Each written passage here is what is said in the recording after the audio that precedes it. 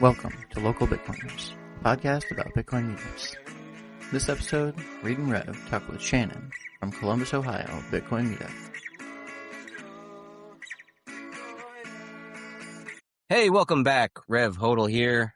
I'm back with Reed, and tonight we have Shannon of Columbus Bitcoin. And we're going to talk to Shannon all about what cool things Columbus has going on. And before we get into what Shannon's got going on over there in Columbus, I'm going to, as usual, talk about my most recent meetup adventure. And this one was the South Bend meetup. That's my meetup, and that's the first Thursday of every month at Lang Lab. And this was pretty cool. We've been attending this. We've been, hosting the meetup at this venue for over a year, and we've been working on getting them to accept Bitcoin there. They have a Square point of sale system, and it started off as, basically, all right, we don't want to take Bitcoin through the point of sale, but the bartender was cool with taking tips, so I got him set up with a Moon wallet, and we've been tipping the bartender for all this time. And it was actually kind of cool because he had lost his phone and had to restore the wallet, and he had backed up his keys correctly and was able to restore it, and all his Bitcoin was still there. And so that was kind of a win. But finally, this meetup, the right person was there to say, hey, can you turn on this Bitcoin payment optionality? And we spent some time kind of poking around in the user interface there. It wasn't obvious. And the guy was like, well, let me look into it. Cause at that point I'd been standing there for like 10 minutes as we've been poking around, seeing if we could get it set up. And, he came out onto the patio where we were hanging out. He's like, all right, we got it. We're taking Bitcoin. And, so then we all went in there and started buying our drinks and paying in Bitcoin. And so as I was talking to him a little bit more, I'm like, so what do you got? What are you going to do? Are you just going to flip it back into fiat automatically? What kind of setup do you have? And he's like, well, I haven't had a really chance to think about it. So, we're just going to hodl it. And, when we need the cash flow, the Bitcoin will be the last thing we liquidate in order to meet our cash flow needs. And, it's just a handful of drinks every month anyway. So it seems like they should be able to hodl that for a decent period of time before they have to liquidate, and hopefully the price moves in their favor. It's a good time to start stacking as it is, because it's always better to start when the price is low rather than high, in my opinion. How much lower can it go, guys? Come on, and for how much longer? I don't know. I'm always way too bullish. But and so the final thing that I'll add to this little story is that I always we try and do a little cookout at our meetup. And because I have this relationship with the corner store down the road for me, where I can buy stuff there in Bitcoin, I always stop over there and I buy they have these pre-made burger patties and buns. And so I pick up some burgers and buns and grill them up at the meetup. And so now you can attend the meetup and eat food that was purchased with Bitcoin, buy your beer with Bitcoin. It's a whole Bitcoin only experience at our meetup now, which is pretty awesome. And so that's really the exciting stuff. The conversation was the typical Bitcoin gossip, whatever's going on. We just kind of touched on whatever people wanted to talk about in relationship to their own Bitcoin journeys at the time. And it was a great meetup, man. I also found a way to hang our flag in a really noticeable area. So it was up high and it was much more visible now. And so we kind of did get some attention from the flag hanging. Some people that were not Bitcoiners or even knew that a Bitcoin meetup was going on were like, what's going on with that flag? And we're like, hey, yeah, join the Bitcoin meetup. We're doing it right here. And so that was cool too. So even I am learning some cool techniques from myself doing the podcast over time to improve my own meetup. And so I appreciate all the guests and everybody that's come on to help me on my meetup organization journey. Reed, how about you? What's going on? Yeah, man, dude, I know I've said it before. I'm learning all kinds of stuff from hosting this pod, but just listening, right? Even just listening to what everybody else has going on and spending more. I think it was might have been fundamentals. Somebody from one of the earlier episodes brought up the point. It's just like the more opportunity that you have to just be talking about, even just talking about your meetup, you just start thinking about it more. And then all of a sudden you start thinking of things, oh yeah, I should that's something I could easily do at the meetup. So, I've been learning all kinds of stuff. Um, so I don't have a meetup adventure. I think I mentioned last time. So our meetup's still a couple weeks out. Our next meetup is Western Mass Bitcoin meetup number 47 is on Sunday, July 19th at 6 p.m. at the Heavy Culture Cooperative in East Hampton, Mass. But instead of talking too much about an upcoming meetup, what I'd like to do instead is talk for a minute again about the meetups page on our website. So this is localbitcoiners.com/meetups. And I know we talked about some of this last time, but I'm gonna reiterate it here right at the top of the show. So one of the things that we're trying to do is we're trying to find all the meetups that are either that participate in some way in the show. So whether you listen to the show, whether you're a guest on the show, if you're just a fan of the show, maybe you don't even listen to the show, but you've heard of us and you know that we talk about meetups all the time. Well, it would be really great if we could talk about your meetup. And one of the best ways that we could think of to do that is if you boost your meetup, and we'll talk about it here on the show. So we added some tools to the website for people to be able to put their meetups on nostr, and then we can find the meetups on nostr, and we're going to talk about that later on in the show. But when you post your meetup on nostr, it makes it a lot easier to find. And it's just because of the openness of the nostr protocol. It just makes everything a lot easier to find and aggregate and put all things right in the same place. Okay, so what I really want to talk about is this. How do you share your meetup? How do you boost your meetup on the show? So if you go to localbitcoiners.com/meetups and you click on share your meetup, then you're going to see that you have 4 different options to do that. So if you've already posted your meetup on nostr and you just want to share it with the show, no problem. You just click on my meetups and it will show you all the meetups that you've listed on nostr already. Because again, these things are easy to find. Once it's on nostr, we just look for your npub and then bam, we can find all your events. And you can boost your meetup right from there. But you don't even have to be the organizer. You don't even have to be the one who posted it on Meetup.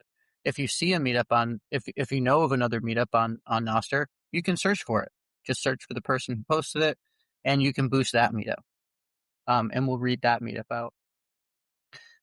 You don't even have to have it. The other thing we did add, it doesn't even have to be on nostr, right? You can boost your meetup from an external URL.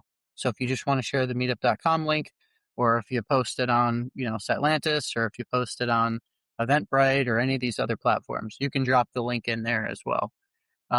It won't show up on this meetups page because that's only looking for nostr events, but we'll still be able to read out your event and you can share out the link via nostr. And then the last thing you can do is you can create a new one. And so we are thinking of some ideas about how to make that as easy as possible. But it's pretty straightforward. You just list the date and the time. You can upload an image if you want. That's optional. And then when you post it, you can share it with us and it will show up on this meetups page. Okay. So now that you've got the options down, really what we want to talk about, or what I wanted to talk about during my little segment here in the beginning, is we teased this last time.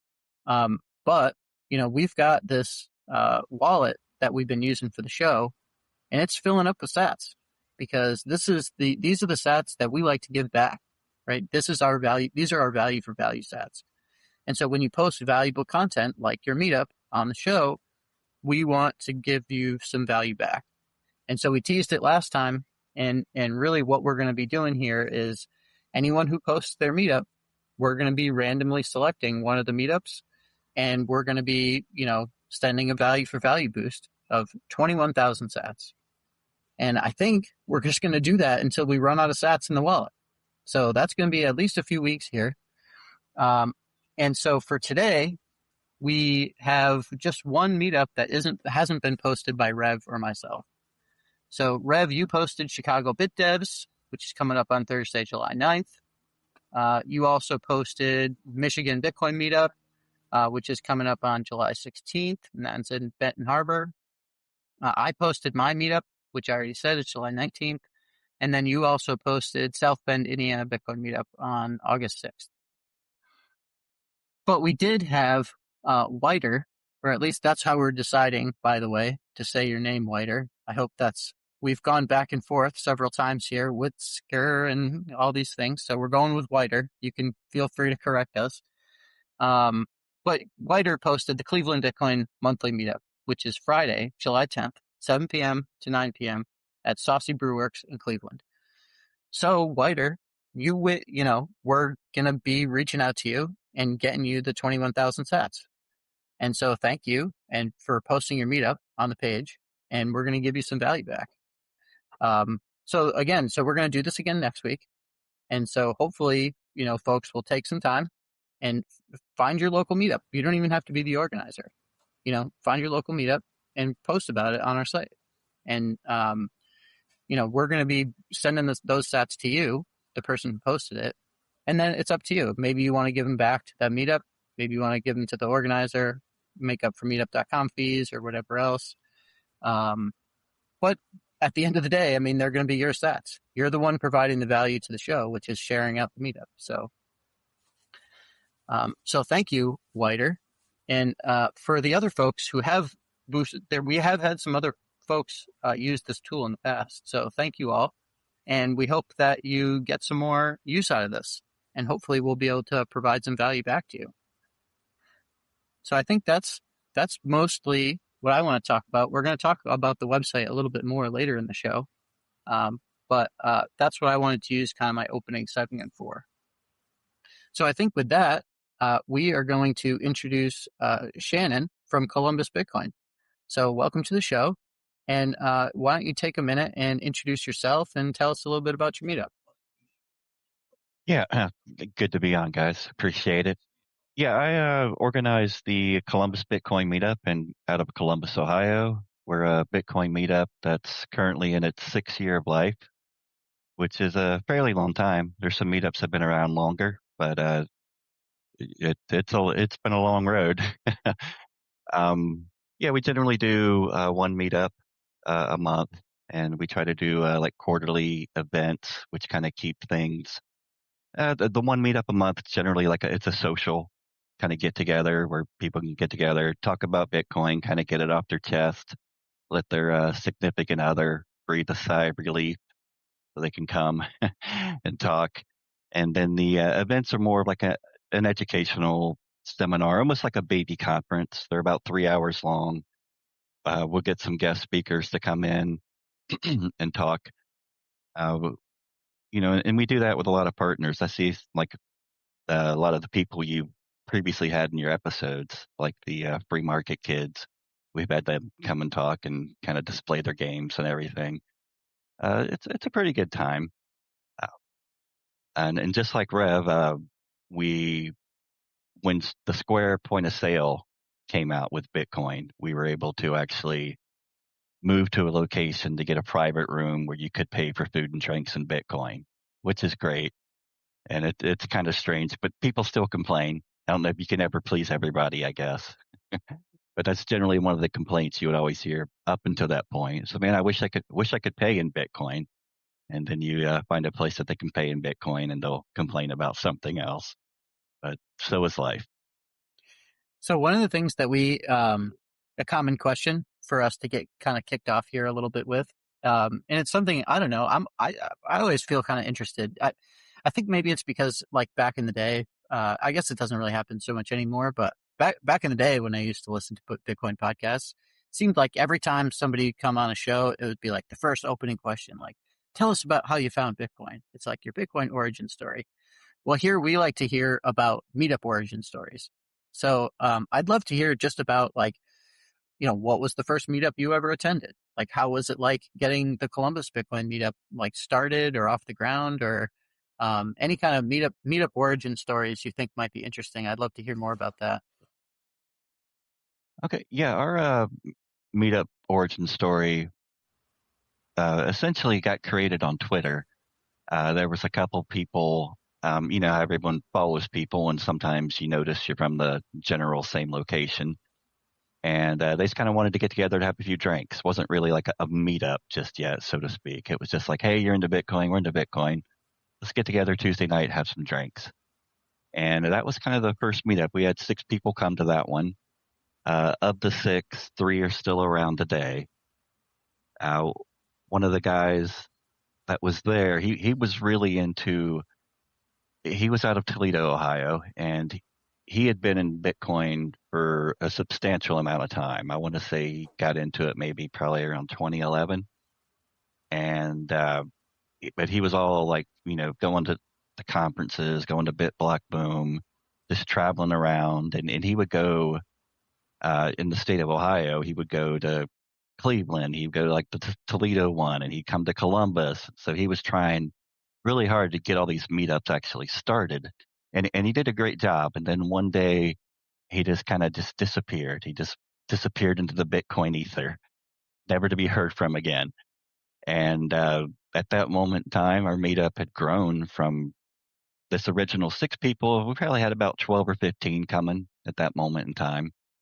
And it was either, you know, we could watch this little community that's starting to grow fall apart, or we could, you know, pick up the pieces and run with it.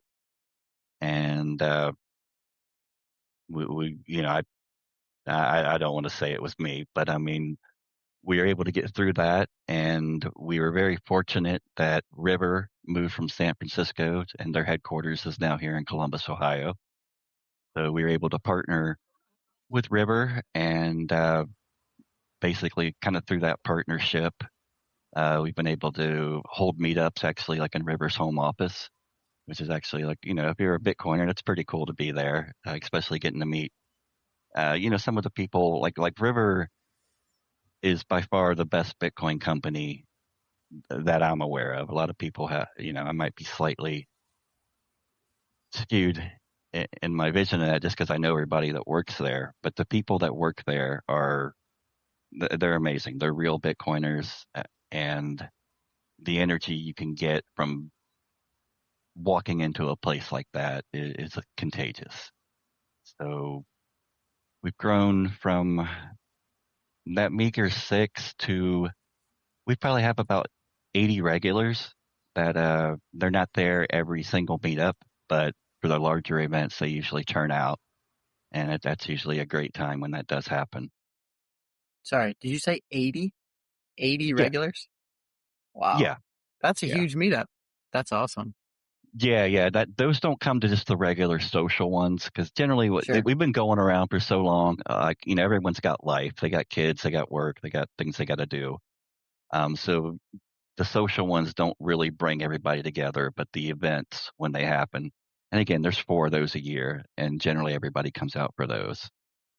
I remember seeing those some of the river meetups when I was playing around on Twitter more, and they did a really good job of doing some video promotion of it. It made it real exciting. Like, man, this meetup seems fucking awesome. I was considering making the trip out to Columbus just to check it out. It's a little out of my range, obviously, but it was enticing, you know, the video aspect. And I've seen that you do post some recordings of the speakers on YouTube now too. Yeah, What's that like? How do you go ahead? but generally, one of our members, we're fortunate to have Logan. He's a big nostr lover. He's BTC for plebs. He has a company called Loge Media, and I'm not doxing anybody because he openly promotes this, but he's a videographer, photographer. And we had been doing these for a while, and it was about 3 years ago, he found out about the meetup. You know, then you kind of learn everyone's skill set when they come and they're talking. And he came to one of these events and just absolutely loved it. And he was like, "This would be great if we could record this." And I'm like, "Well, you know, you have all the equipment." He's like, "Would you be willing to do that?" And you know, he was all for it. So he does all our recording for the speakers that come there, and you just generally get their permission. Like we've had spe- speakers in the past. Well, before we were doing the recordings of any presentations people had, we would just kind of take pictures. And that way, it's not really to dox anybody, but it's really hard to sell something to someone because when you're trying to promote like a meetup, you're essentially trying to get somebody to come to it. And how I look at meetups is it's great. Like if you've been in Bitcoin, 5, 6 years, 1 year or whatever, I'm trying to get people to come to meetups that just heard about Bitcoin. I'm not trying to get you to buy Bitcoin. I will never tell you to buy Bitcoin. I'll tell you I'm buying Bitcoin and I'll tell you why I am doing it. But you as a person need to come to that conclusion yourself. And I'll gladly point you in the right direction where you can educate yourself. But I want these new people to come. I want them to get involved. And in order to get them involved, it's really hard to sell a Bitcoin meetup when everyone wants to make Bitcoin so private. Like, no pictures of faces, don't dox anybody. So, we would just kind of do like this little 20, 30-second video of just like quick jump cuts of just showing like, hey, there's food. Hey, there's drinks. Hey, there's people having a good time. Hey, somebody's talking. And Logan was amazing in helping us do that. And I think it really helped us grow. And yeah, but that's how we started recording them. I wish we had recorded them a long time ago, but we just didn't have the skill set there to do that. Yeah, it Yeah, is kind of totally. interesting. The meetups do seem like, I think a lot of people have assumptions about what a Bitcoin meetup is. And if there's no pictures and media around it, it is like going into a black hole, where you kind of just have to take this leap of faith. You heard good things about meetups and maybe about Columbus specifically. And if there's nothing to see, you can't imagine yourself there without some sort of pictures of the place and what's going on and how it's going to go. And so I think it is very helpful. Like you said, though, it's pretty tricky because a lot of Bitcoiners are like, dude, I don't want a recording of me like going to these meetups. Like I've gotten to the point where I'm thinking about the flock cameras and, like tracking my license plate going around all these different things. And they're going to be easily like not, let alone the freaking cell phone in your pocket, right? Driving around everywhere, recording where you're going. But anyways, yeah, it can be a little, difficult to toe that line of like creating some good media that promotes the meetup while still respecting the privacy of the attendees. Has that been difficult? Has there been much consideration about it? What's I guess the protocol around that? Yeah, we'll generally let everyone know, like at these events, like we will be recording. No one's, no names or anything like that are going to be revealed, but you might be in the background of something for a split second. And if you really have a problem with it, come to me and I'll make sure that you're not in it or your face is blurred out. Then we get the permission of the speakers. We usually try to have at least 3 speakers. We try to do like an hour to hour and a half of like presentations, then an hour and a half to 2 hours of like social time. We get their permission, and then some of the speakers sometimes, I understand, they don't want, they like to be anonymous as well. One of those, we had a seed signer out, and that was amazing, but he's big on privacy. So it's like, well, this is before we were recording, but it's like, well, when we take pictures, we'll make sure, certain, you're not revealed in any aspect. So we try to cover our bases. We've only had 1 or 2 people that's ever came up to us and said, hey, I don't want to be in any pictures or anything. So it's generally not too bad. Most people are pretty pretty relaxed with it, as long as, it's not, a picture and like, hey, this is, Joe Bitcoin, at, x.com or whatever. Yeah, right when you mentioned that, it kind of reminded me, we had this episode, I can't remember when, like maybe a month and a half ago.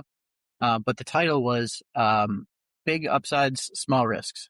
And Rev and I, we didn't have a guest that week, but one of the things that Rev and I talked to a lot about is just, there is, certainly not everybody, but there are some people who have this kind of like paranoia, right, about being in person and, like you said, with the pictures and trying to keep their face off of things and things like that. And obviously, like it, you know, we're not downplaying the importance of remaining private, especially when you want to remain private.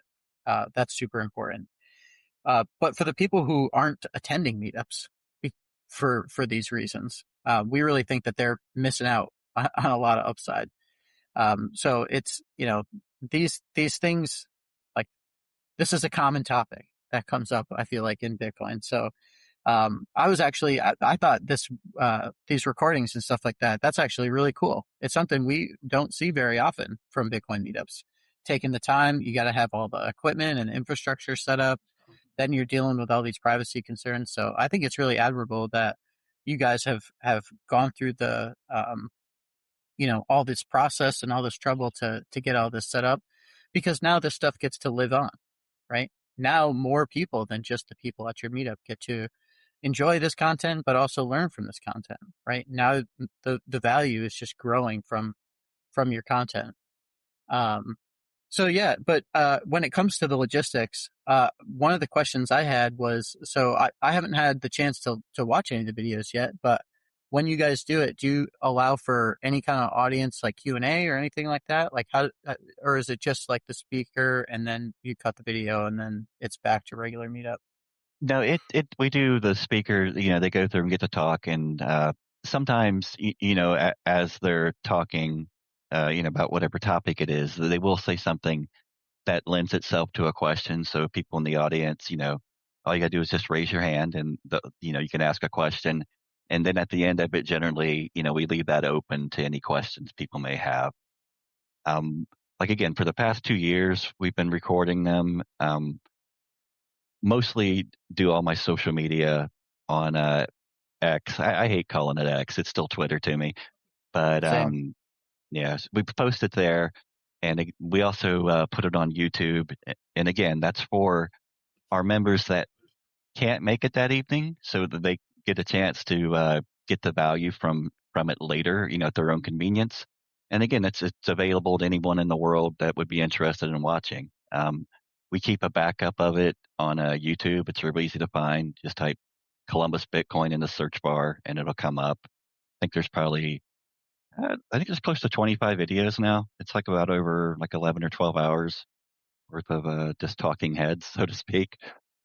But yeah, it makes it really nice for people. People have really enjoyed that aspect of it, because again, everyone's got life, and something comes up at the last moment. You're looking forward to going to something, then all of a sudden you can't. You can still get to see, because we've had some really interesting people come there. We've had like fireside, chat sessions with like Alexander Leishman. We've had the Secretary of State Frank LaRose there. It's a interesting mix of people. Yeah, I don't know if you think about it the same way I do, but I see Bitcoin as a revolutionary act. I mean, we're just coming out of this 250th anniversary of the revolution of, the United States. And, if we want to live this meme of fix the money, fix the world, ultimately that's going to require a revolution, because the fiat system is so deeply entrenched that in order to change anything, it will have to be revolutionary. And to document this revolution is important.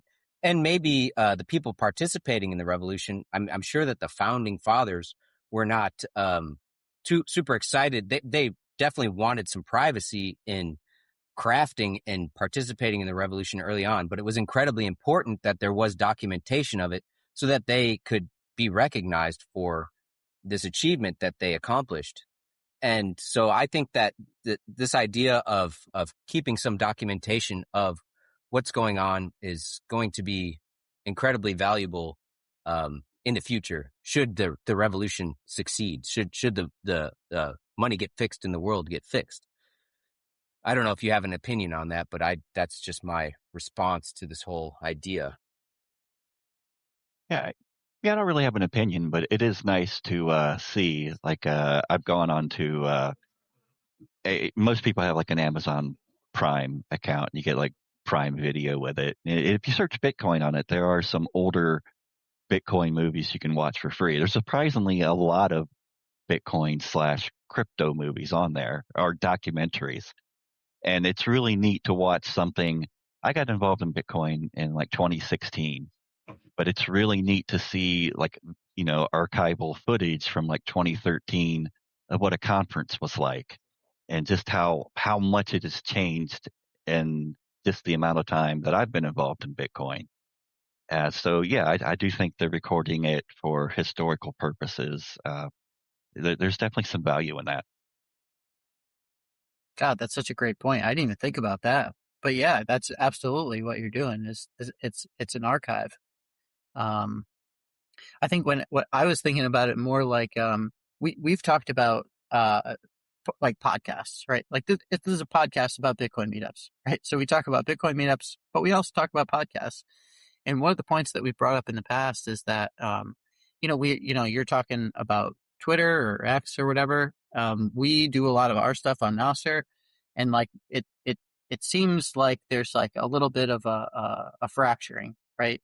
I think it kind of used to be pretty much all the Bitcoiners. We were all on Twitter together, and it was times were good. But now, the community is split, not down the middle. But I don't, and I think there's a lot of Bitcoiners who aren't even doing the social media thing at all. And so having a podcast, for example, is a great way because it seems like no matter where you're hanging out on the internet, podcasts are part of everyone's daily routine, right? Or maybe not daily, but at least that's how they're checking in on the Bitcoin community. And so by posting your stuff on X and on YouTube, it's kind of like your own little podcast, right? Like you're putting the content out there, it gets to live on. And in a lot of ways, I think you might be bridging some communities, or at least having the opportunity to bridge communities. So I think I think it's really cool. But actually, maybe a segue here because, you guys bring on all these great speakers and you get to record them. One of the things I know we wanted to talk about here was the Midwest Bitcoin Summit that's coming up. And I'll be honest, when I clicked on the Midwest Bitcoin Summit, like the first thing that jumped off the page to me, there are a ridiculous number of speakers at this conference, like way more than I thought. So I don't know. I'm not going to lie, I was actually literally checking out flights because it seems like it's going to be a killer event. So I don't know. Would you like to talk for a few minutes or like tell us about what your role is or introduce what the Midwest Bitcoin Summit is?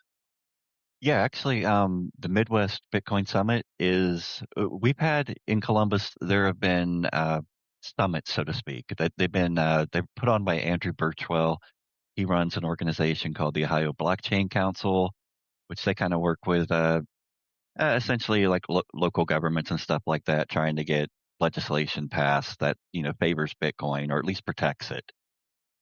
He's always put on a event called Amplify, um, and that's like a 1 day, like 5 hour event. And they were awesome. But this is a full blown like 2 day event conference that's happening. I think there's going to be close to 150 speakers, which is insane. It's absolutely insane. And there is so much stuff right now. Just because I am here at ground zero, I have nothing to do with it other than Andrew Tillman is the gentleman behind the Midwest Bitcoin Conference. I am in communication with him, and anything that I can do to help facilitate, I will. We will have a booth present at the conference. But because I am here in Columbus, I'm getting contacted by people that I've never even heard of before, just because they're wanting to set up something on the side. Like if you go to like the Nashville conference or the Vegas conference, you're fully aware that the conference itself is just part of it. There's side events happening everywhere. And it's looking to be that's what's going to happen here in Columbus as well. Everyone's trying to start up something on the side, and I think it's going to be absolute madness. And the conference is going to be at the Columbus Convention Center, which is right in downtown Columbus, right next to an area that's referred to as the short north. And the short north is a strange area, especially if you're a visitor, because it's the type of place you can go to. It's just nothing but bars and restaurants. And you can go and eat a $200 steak at one place. You can walk next door and have a $100 martini at a rooftop bar. And then you can go one more door down, and this is down the street from the Ohio University, OSU. So you can go next door, and then you can drink with a fraternity $2 beers till like 5 in the morning. So it's kind of a high end yet a party area at the same time. So it's going to be a really interesting time when all these people show up for it. One of the most interesting things about this Midwest Bitcoin Summit is that there is this overlap with the a big cannabis conference. Yes. I don't remember the name of it, but this comes into this idea of culture jamming. And there's a guy in the Meshadel, Shadrach, who's been pretty big on like, we shouldn't be trying to orange pill just anyone. We should focus on the communities that are primed for Bitcoin. And the cannabis community is primed for Bitcoin because they're pretty well suppressed financially, especially, I don't know what the laws are like in Ohio right now around cannabis or anything, but I know here in Michigan, it's been a nightmare for these cannabis businesses to have just reasonable financial accessibility. And so it's pretty interesting that there's this overlap where there's these two giant conferences going to be kind of jammed together. And so there should be some good cross-pollination between the cannabis culture and this Bitcoin culture all in the same space. Yeah, I do agree. It's an industry like again here as far as like it's legal with dispensaries and everything, but I do believe the dispensaries can only accept cash, which causes a problem for them as far as managing the cash on hand, which you'd have to worry about like a possible robbery or something like that, and then you're dealing with moving at the cash, you know, from day to day operations. So Bitcoin, could be a good answer for the problems that they face, at least how their industry is being treated legally. So yeah, I do think it is a good mesh of people meeting for this. I've heard stories too, right? That they can't so once they get the cash, that they can't move the cash across state lines because it's quote unquote like drug money, right? Like Yeah. it's ridiculous the way that industry has been treated financially, and the way that the federal government decides to enforce these laws that all the states, even if you're going from one state that allows it to another state that allows it, it's not the money and the products and they're not allowed to cross state lines, which is pretty wild. And actually, I was wondering too, because Rev, you said that's one of the more interesting things, and I actually totally agree. But I couldn't. I actually was looking a little bit on the website. It's not mentioned anywhere on the not that I could find on the Midwest Bitcoin Summit website. Do you know the name of that other conference in case people who are listening to the show might be interested in checking it out? Not off the Oh, top of my okay. head, but I can look it up really quick. Oh, gotcha. Oh yeah, no sweat. I was listening to a podcast of another local Bitcoiner in my region, Stacy, who does the Bitcoin Nova podcast, and she had Andrew on recently to talk about this all, and so that's how I'm kind of like hip to it all. And it sounds like with one general admission ticket, you will have access to both conferences.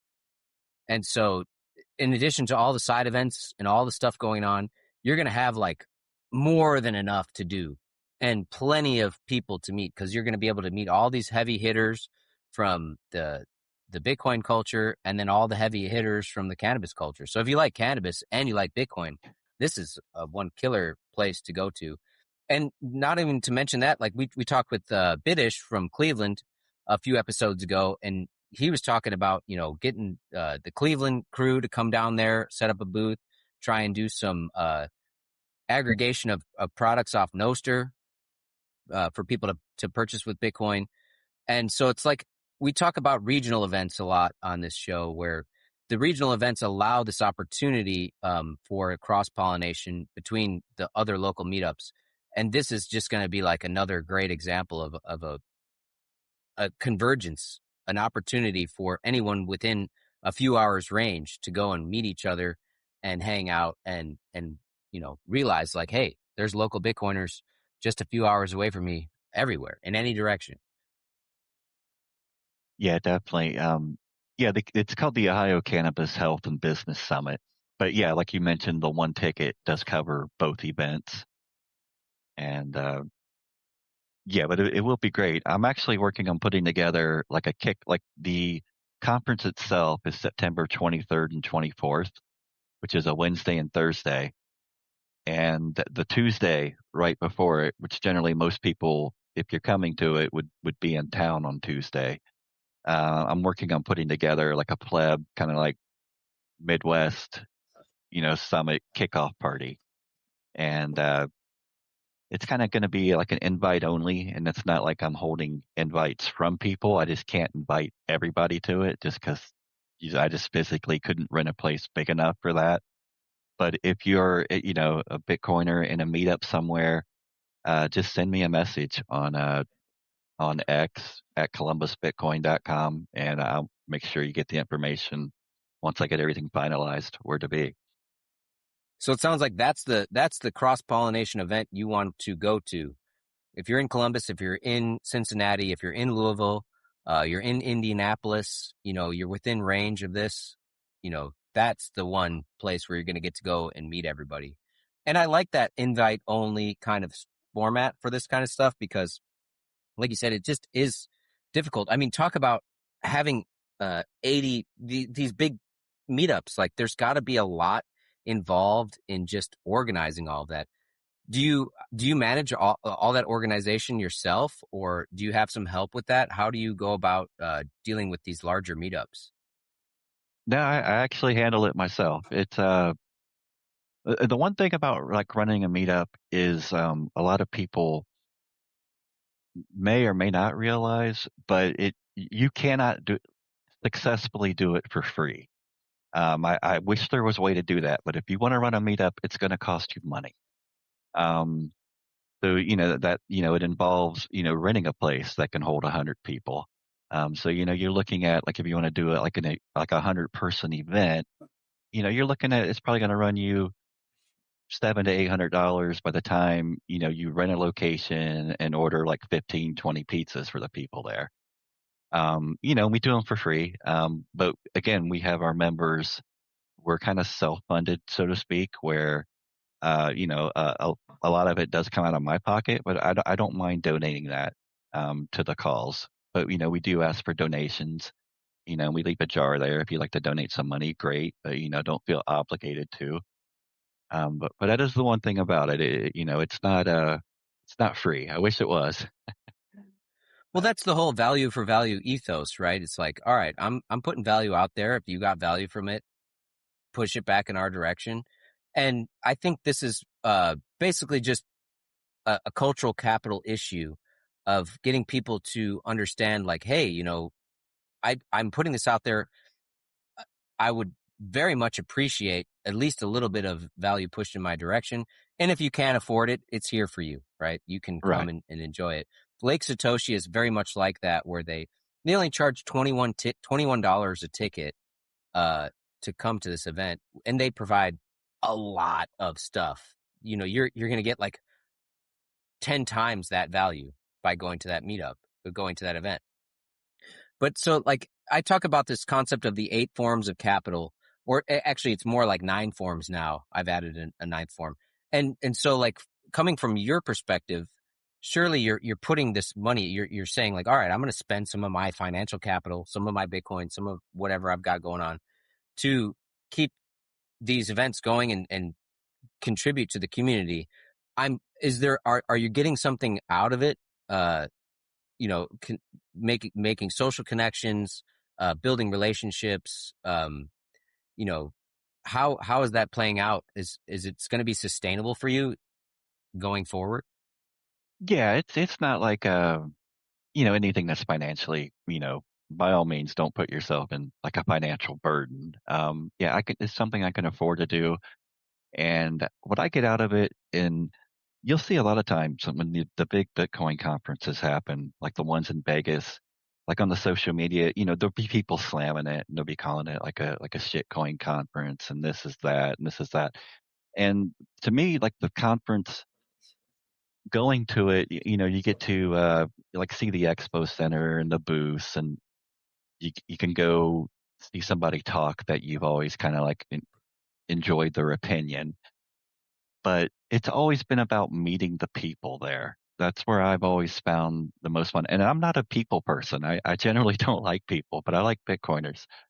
And that's what keeps the meetup going for me is I generally enjoy just meeting people from all different walks of life. Like we all have different career paths that we came from, or religions or ethnic background, yet we've all ended up at this same fork in the road that led to Bitcoin. And I always kind of enjoy hearing, other people's Bitcoin story or how they got into it, or or why they're into it. And that'll always keep me going. I can't get enough of it. You get a certain energy from it that I can't really describe. 100% agree. I mean, that's it. I think it was actually all the way back on, I think I was going to say episode 1, but I don't think it was actually in episode 1. But we've talked about before, you know, what is it that Bitcoin meetup organizers are getting out of all this? Because just like you say, certainly I'm in the red, in the red, right? Like we accept donations and stuff like that, and we've had some other ways of, there have been a couple events that we've kind of charged for, but at the end of the day, it's $30 a month at a minimum, just for Meetup.com, Yep. and then other things come up all the time. And so again, I'm kind of like you. I'm fine to just I'm getting a lot out of the meetup. And so I'm okay like spending some of my, capital to make the meetup happen and hopefully bring some value to other people. And just like Rev was saying, I'm accumulating capital in other areas, right? Like I'm growing this community and I'm getting benefit from that. They're getting benefit from that. And so we're all kind of growing this thing together. But yeah, I think it's important to think about sustainability. But you've got a lot of the tools in place for that. And I can't remember if you said it, but like, so when you're throwing these, like side parties or invite only things, are these free, or are you charging tickets for these to try to cover the cost of the venue? No, this will be free. The one I'm throwing will be Oh, free. cool. Hopefully I'll be able to raise enough. The going to it, there will be no cover charge, but I'm trying to raise enough where it would be like a free happy hour. That's the goal. I don't know if that'll happen, but so I'm not quite sure what that ticket goes to, especially because I like to drink. um, but yeah, I don't believe in charging anything, even for the other events that we do quarterly. It's free admission. It's good. So I'm the same way. I never like to charge. And so I'll just convey to you some of the advice that I've received. In fact, some of it on this very podcast, which is I think it's important to at least have the ask, to have, when people are walking in the door into the free event, if obviously this is optional, but like, it feels very appropriate to just say, it's a free event, but we're accepting donations. And even if Yeah. it's just a lightning QR code that you have on the table, at least then people can say, oh, wow, like, thank you so much for throwing this event. And of course, we'd like to give back. We just didn't know how or where. So I think having the option, it helps out with the sustainability aspect, I think, a little bit. Right. Yeah. Yeah. I agree. That's a good idea.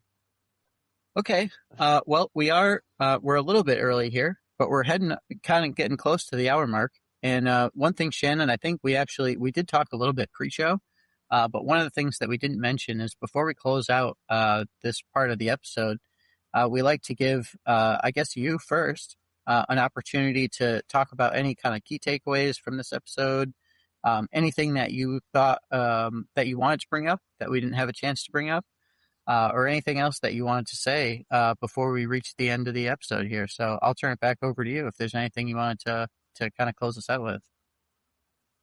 Well, the only thing I could really think of, really is for other people that have maybe they're trying to start a meetup or they have just started and, having gone through it for 6 years, if I could give any advice, it would just be to start off, just be consistent. If you're going to do it once a month, and that's the hardest part. The hardest part is being consistent. So let's say if you're going to do it at the last Wednesday of every month at 6 or 7 p.m., no matter what, you have to be there.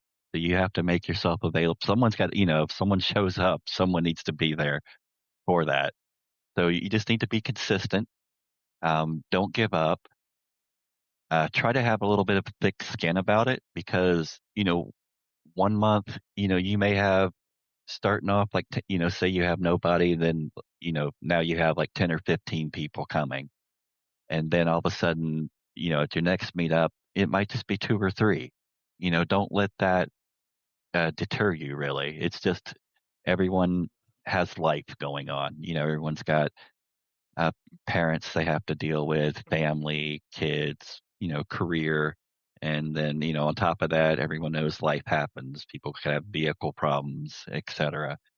So if you have like a dead meetup that happens, don't let it bother you. Just show up next month and see what happens. Try to make it fun. So, and this is where things come into where I say it costs money. Like again, it costs money to rent out a venue, but you can do things for relatively low amount of money that still are kind of fun. Like if you have a logo for your meetup, you can go onto like an Etsy store and get stickers printed out with your logo. And it might be like $5 or $10. Just something to little things to hand out when people do come to the meetup, just to have a little souvenir trinket. I found like refrigerator magnets or something that's kind of tangible that are pretty cheap to get made. Um, and another thing really is a lot of people. You'd mentioned Biddish earlier. I'm pretty good friends with him, and you kind of need to. He's deep into nostr, and this is kind of where our opinions differ a little. But I feel you kind of need to step out of the echo chamber a little bit. Like when you get into like Nostr, that's great. Like, but most of the time, like in Nostr, if someone's there, they're already a Bitcoiner. Maybe they haven't actually taken self custody of it, but they know what the concept is. They understand what a hard wallet is. And so like you need to kind of reach out.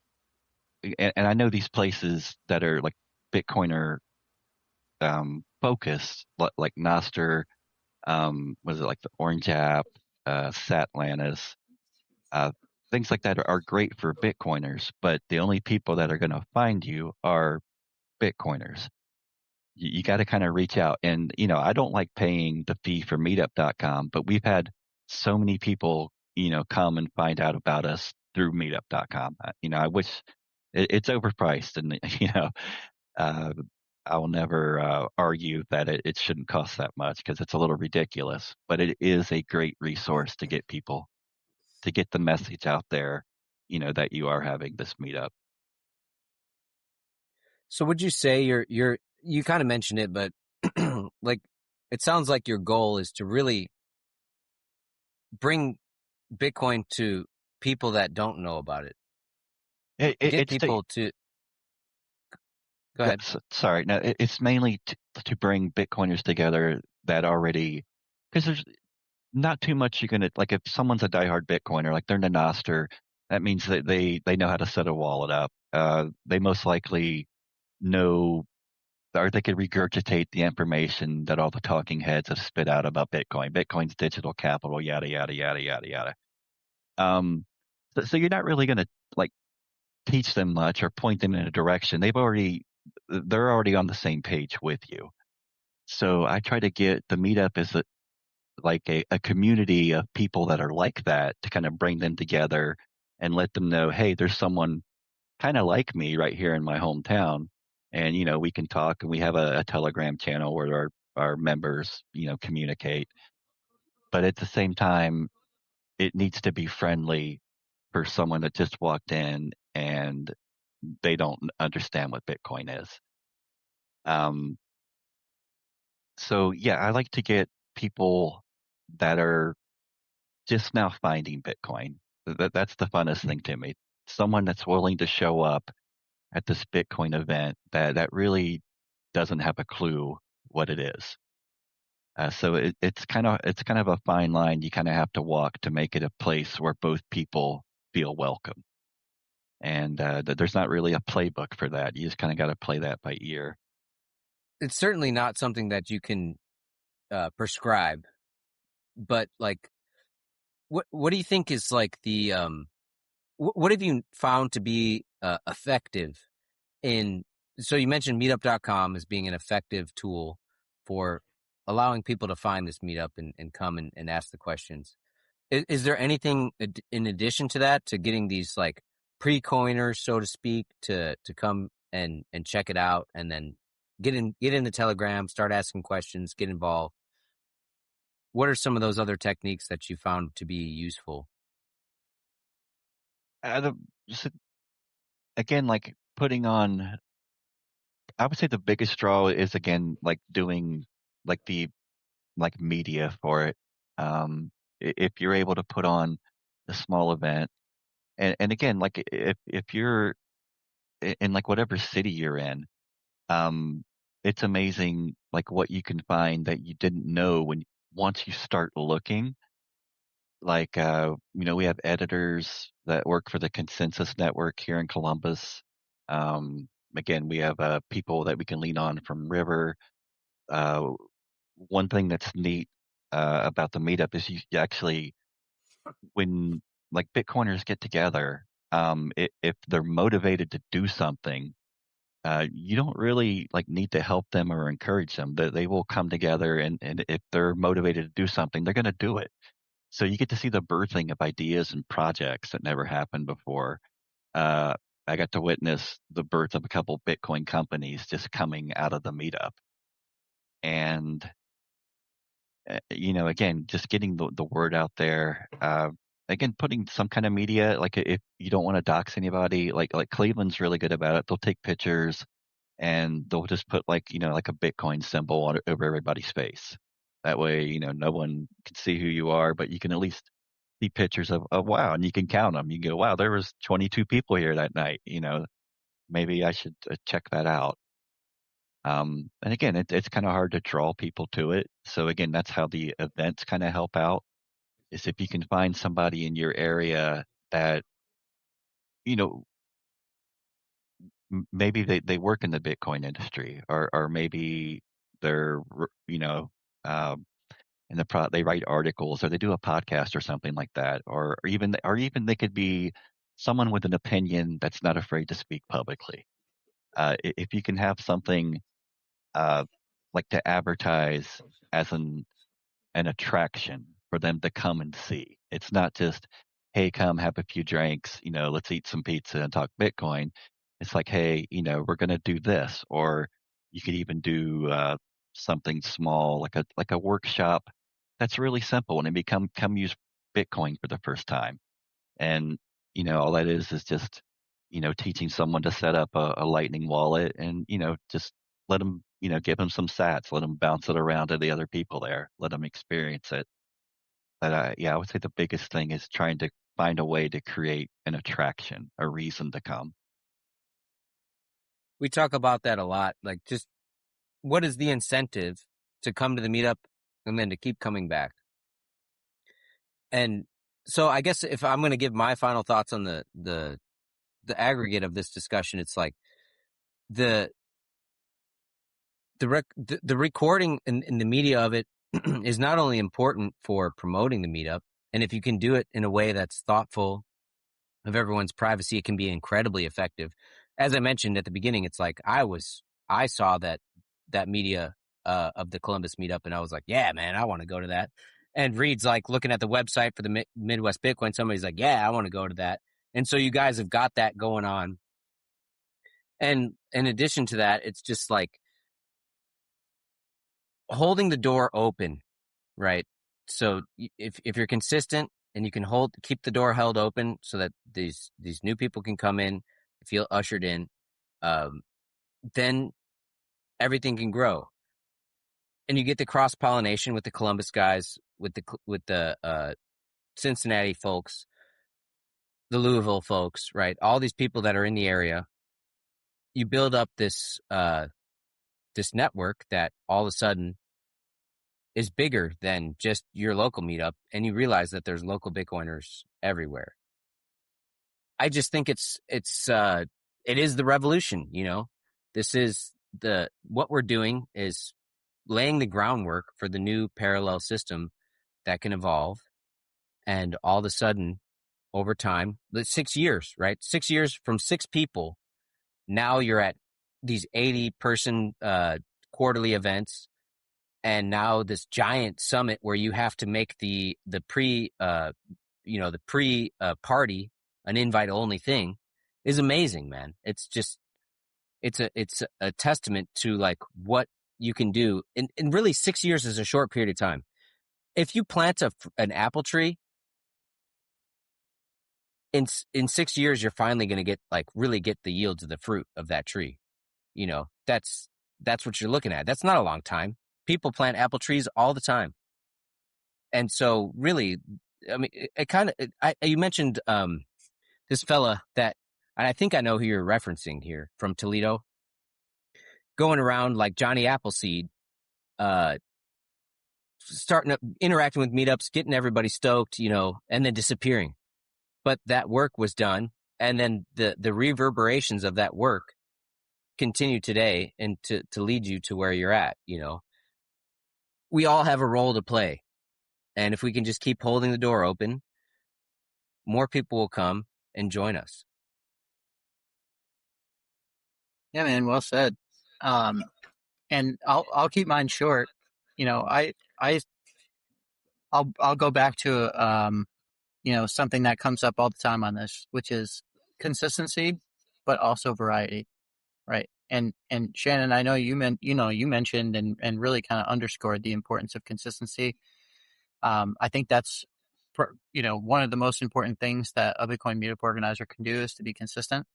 But you also mentioned things like make it fun, right? Find ways to mix it up.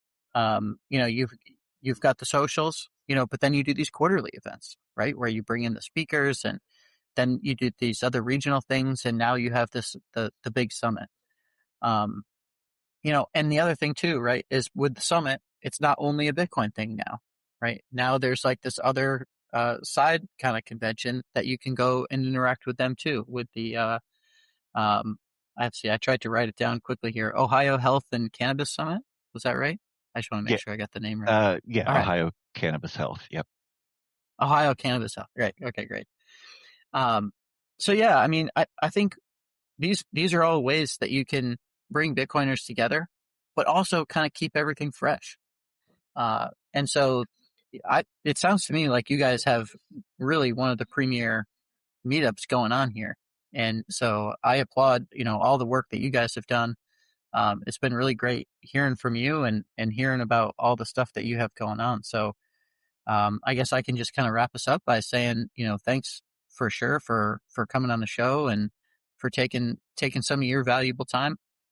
And we mentioned nostr briefly, and I think we covered during the pre-show that you've got a nostr npub, and we do some cool stuff with the show to help. We're kind of quote unquote like plugged into the nostr network in a way that we think there's not really options to plug into some of these other walled gardens, whether that be X or YouTube or any of these other places that are significantly more difficult to plug, like let's say a podcast like ours into.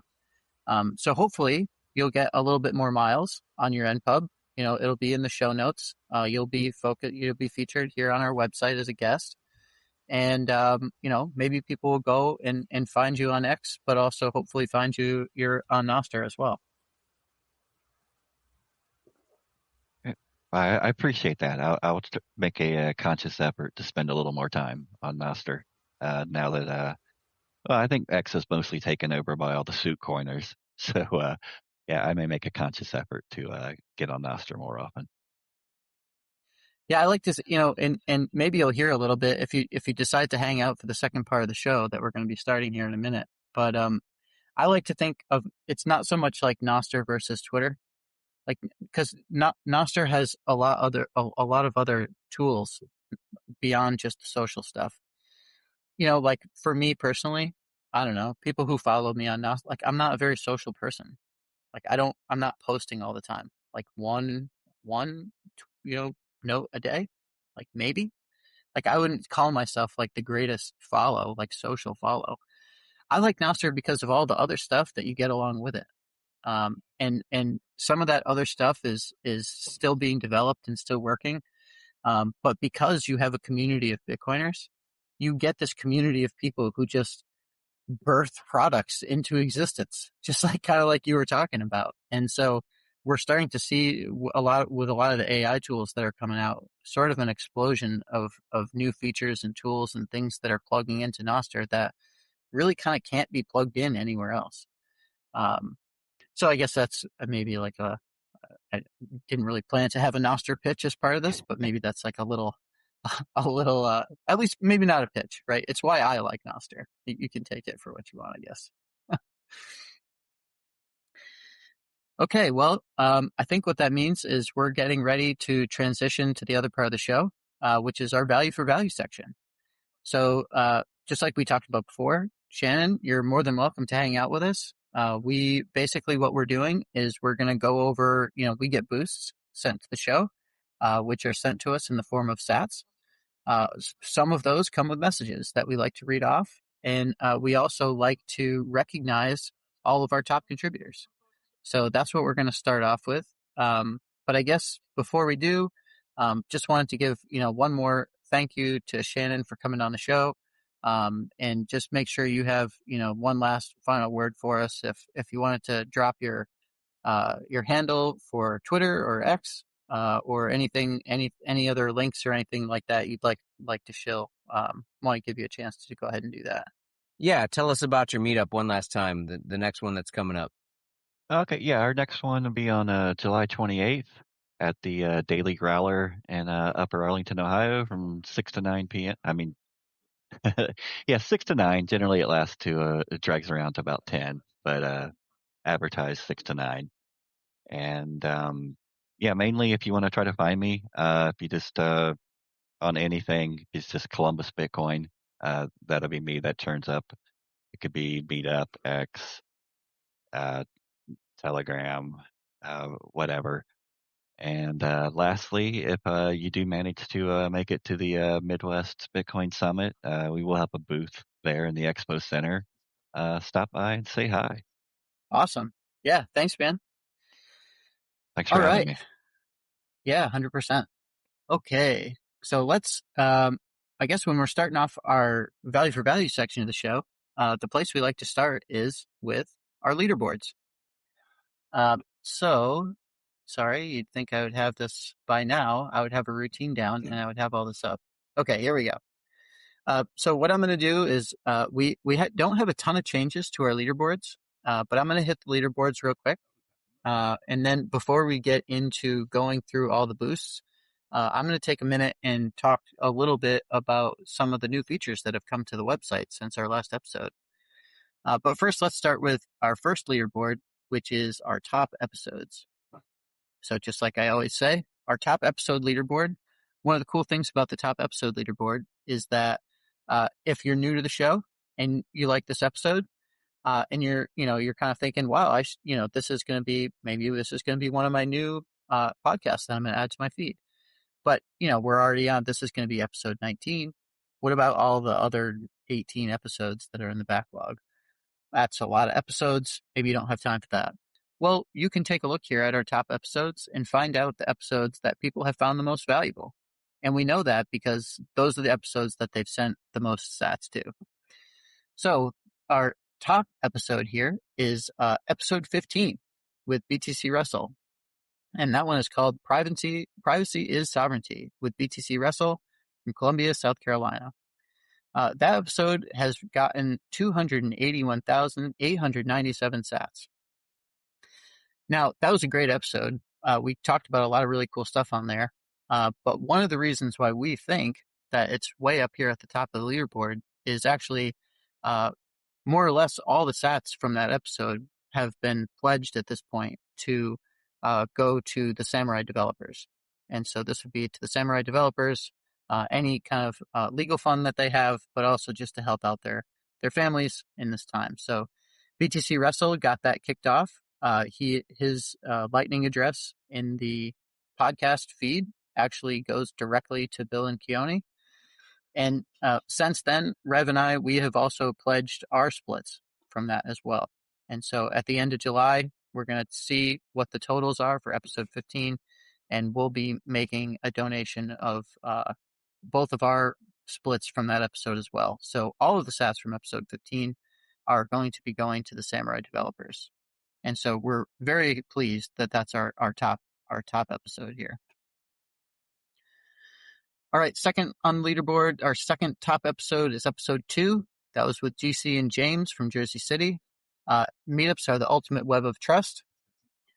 We've got the third place is episode 14. That was with Source Node, coming in with 112,456 sats. Our episode with Source Node was called Permaculture for Bitcoin Culture, with Source Node from Greenville, South Carolina. Next up is episode 9. That was with Sir Spencer, Wolf of Kansas City. That episode's up to 98,618 sats, just shy of 100K. And that episode was Growing Slow Builds Strong Communities with KC Bitcoiners. And rounding out our top 5 episodes, in 5th place is episode 5 with Augie at 64,884 sats. A long-time favorite of everybody was that episode 5. And before I move to the next leaderboard, one thing I wanted to say, there's more than one way that you can measure what is our most valuable episode. One is by sats, and that's exactly what we have here on this leaderboard. But if you go to our website, localbitcoiners.com, and you go to our stats page, /stats, one of our leaderboards, episode leaderboards, you can see which episodes have received the most number of boosts. And so we don't really talk about this very often, but it tells a little bit of a different story here. If you go to the most number of boosts, our top episode is episode 9 with Spencer. And our second top episode is episode 1. And so episode 1 has been sort of a long-time favorite and really has kind of a lot of valuable information about how to start a meetup, how to run a meetup, things like that.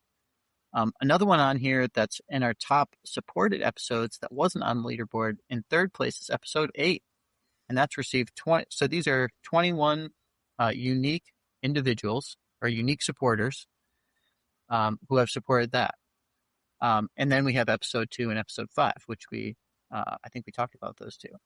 So I don't know, just a different view of if you're looking for what is our most, popular or most valued episode, there are different ways to measure that. And so if you're looking for another way, check out our website.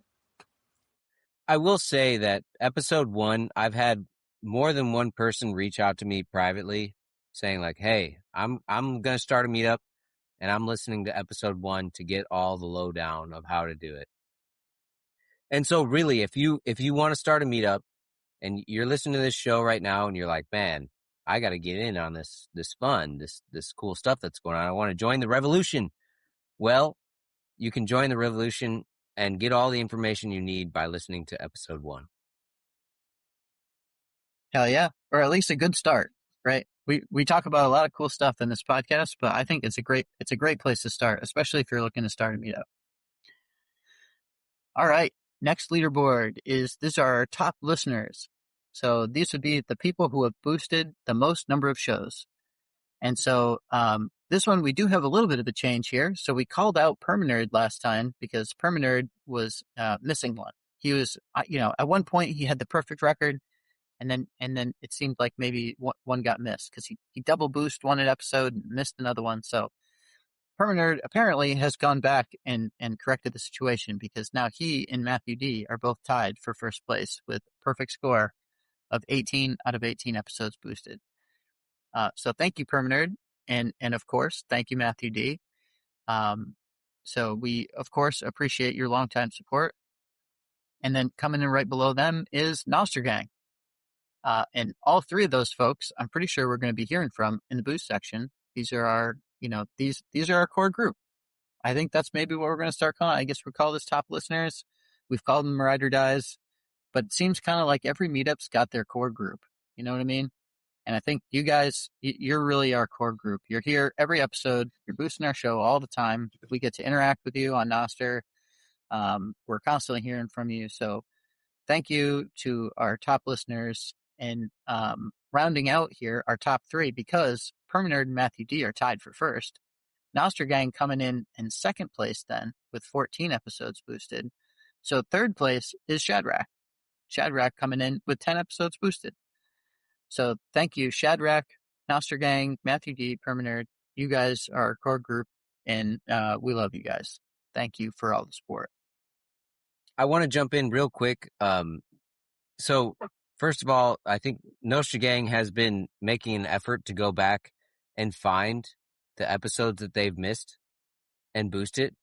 I think maybe they're just kind of doing it piecemeal, but that is a way to, I say it every episode, but like if you go back and boost all of the episodes that we've done and get on this leaderboard, and once again, ties count. So like if everyone's got you boosted every episode, you're going to get recognized for that. This is contributing to all of the Bitcoin meetup organizers that have been on the show. You're sending a little bit of sats to all of them. And this is your way of saying like, yeah, I am once again joining the revolution. This is my way of participating in the revolution. I'm going to put my sats where my mouth is. And I think that this is an important thing to support. And so, and with Shadrach, I think Shadrach boosted an episode. We'll get to it in the boosts, but I'm not sure that the identity came through.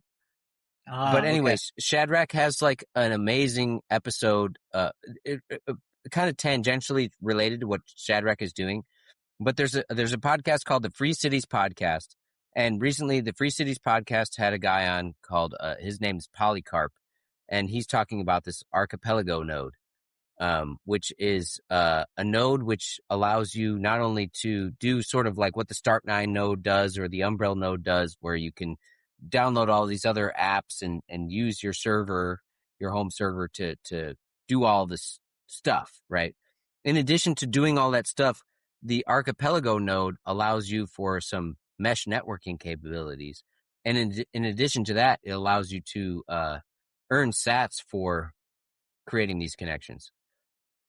And this archipelago node is about to be in the alpha release.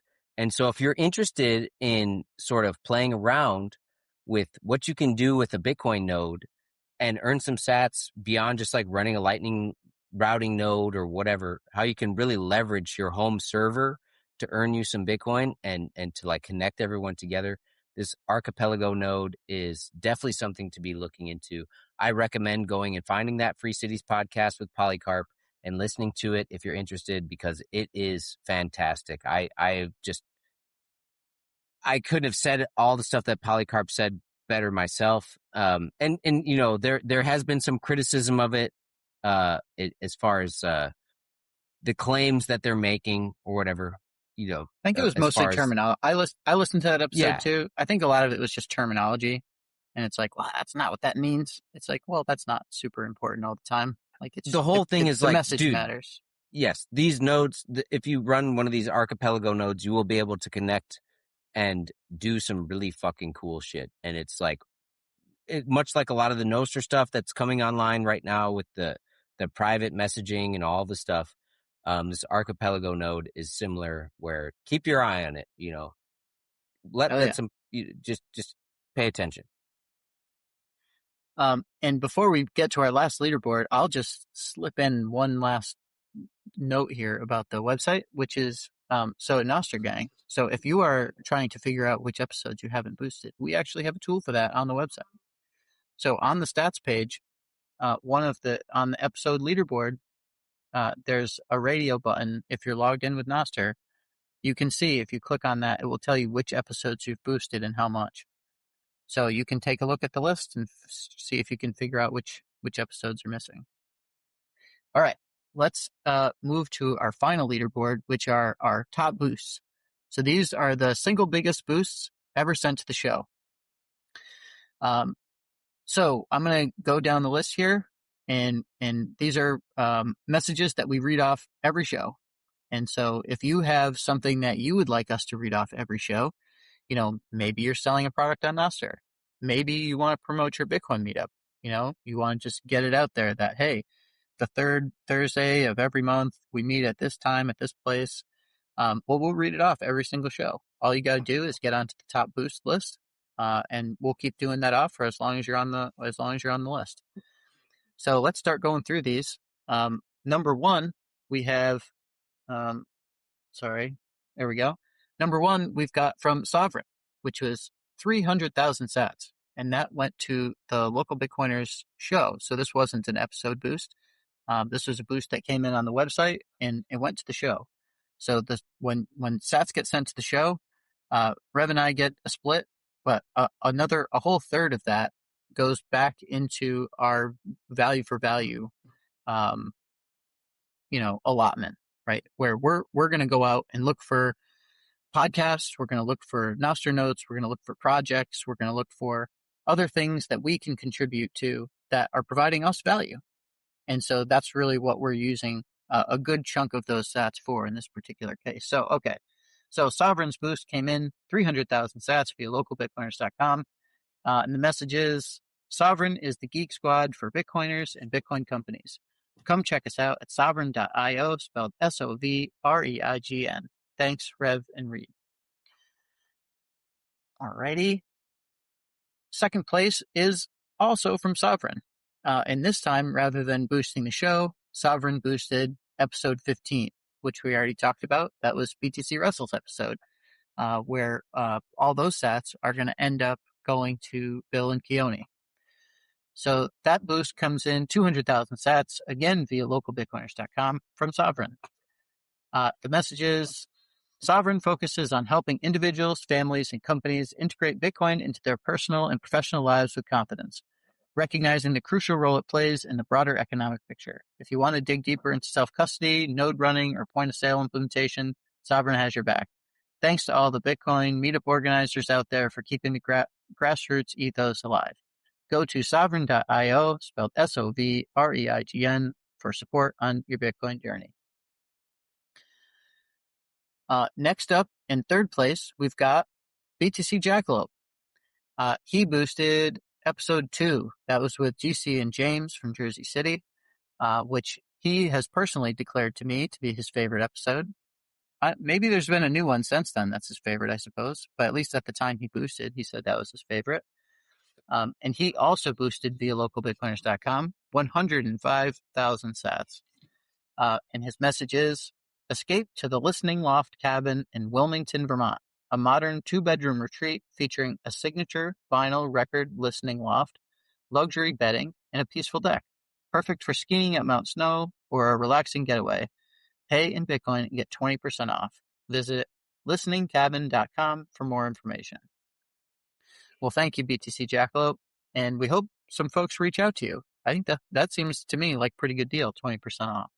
So hopefully people will check out your pictures on nostr and go to your website. And finally, in fourth place, we've got the third boost from Sovereign. So Sovereign really lighten up the leaderboards here.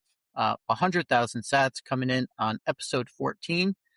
And episode 14 was our episode with SourceNode, permaculture for Bitcoin culture.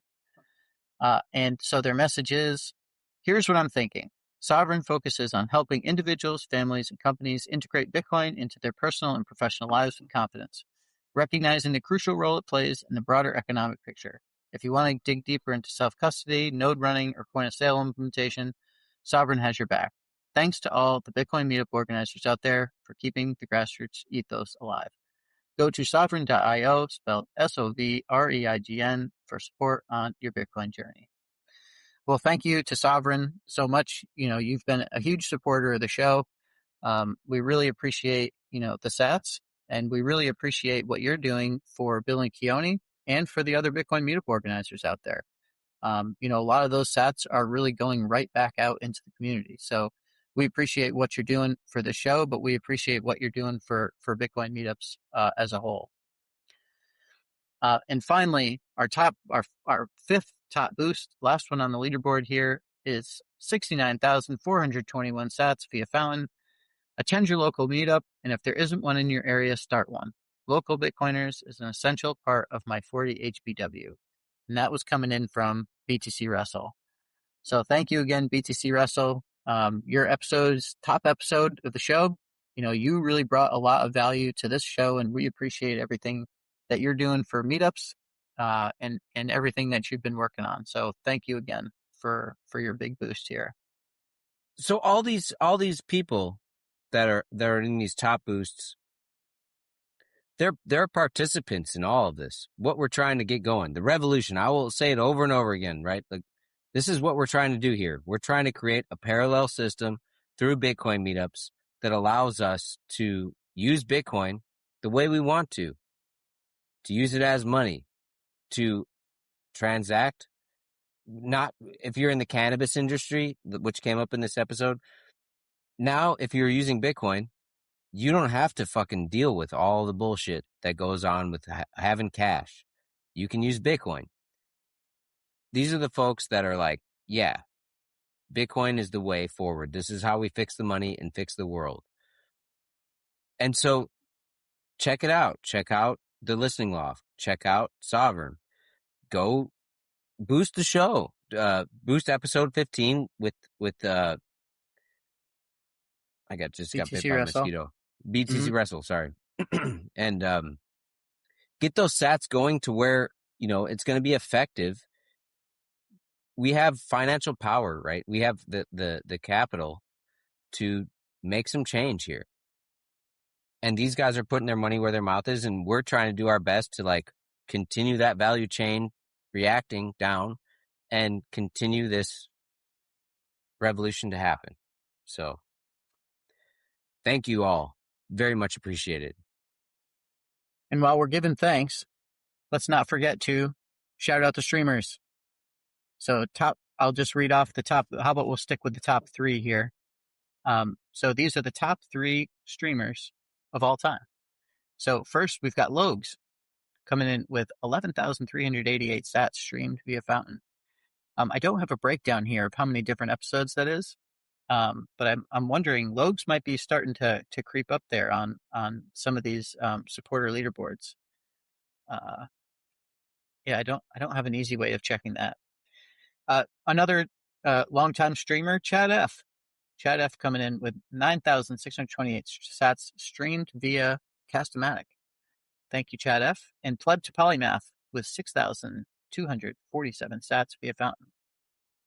And so we also like to give Pleb to Polymath. I want to do a little special shout out to Pleb to Polymath, because Pleb to Polymath is running a meetup in Marion, Indiana. It's this dude is doing the work, right? He's traveling around. He's not just streaming sats and participating online, but he's on the ground doing some real stuff. He's running a meetup and coming to other meetups and participating. And so Pleb to Polymath, thank you for streaming us the sats. I just want to give you an extra little shout out there. And Logs is part of the Indiana community as well. Chad F, the free and open, or the CEO of the free and open internet, man. Chad F is, as we might get into it later about what Chad F is working on with the value for value music stuff going on. But we all do these have guys, and just for Chad F specifically. So Chad F has actually been helping us out a little bit. He's been, maybe let's call it, one of our mentors, let's say. As we, this podcast, and Rev and I are both learning more and more about the value for value kind of ecosystem. He's interacted with the show. He's playing with us on nostr. He's participating in the games. But even more than that, he's the only person that I've ever had open a PR on a project that I've actually worked on. Um, again, not a dev, so I'm a vibe coder, learning with all you other vibe coders out there. So thank you to Chad F for all the support you've given the show, and we will continue to learn from you and continue to grow. Um, and finally, I just wanted to give a shout out. Don't forget our top zappers too, right? So top zappers, we've got Cleveland Bitcoin with over 21,000 sats. That earned them a spot in one of the higher tiers of the supporters page. But also Paul, Nuts About You, and a whole bunch of other people who have zapped us that. So thank you to all of you guys. And so this also gets into like, the South Carolina meetup culture is represented big in our leaderboards. The Indiana meetup culture is represented big. And it's all through different ways, right? There's not just one way you can be represented in the show by participating and showing that, like, yeah, we're on board with this whole idea of Bitcoin meetups are the way that we do this. And it's just play the game with us, guys. We're gonna try and recognize everyone and show that there is a movement happening here. So one of the things, we like to shout out, right? We like to give back. We continue to try to find ways, like we've been talking about it for a long time. We recognize all the support that you guys are giving us, like our community. So how can we give back to you? And we've done stuff like we, include Zap splits in all of our notes, and we do other things for the guests, right? We include them in the splits. Um, Rev's pretty prolific, right, when it comes to interacting with our community on nostr and making sure that the sats are flowing there as well. At the top of the show, we just did a 21,000 sat, value return, right, for value given to the show, which was in the form of sharing your meetup and boosting the show so we can get your meetups out there. So I wanted to talk before we get into the boosts. I'll just say we're continuing to work on this, and we do have some new website features. And this is hopefully going to continue growing our community and really defining our community and giving our community, I think, Rev, you've talked about it before, right? Like founding these boundaries, like actually making your community into something that's definable. And so now we have some new tools that will help illustrate that.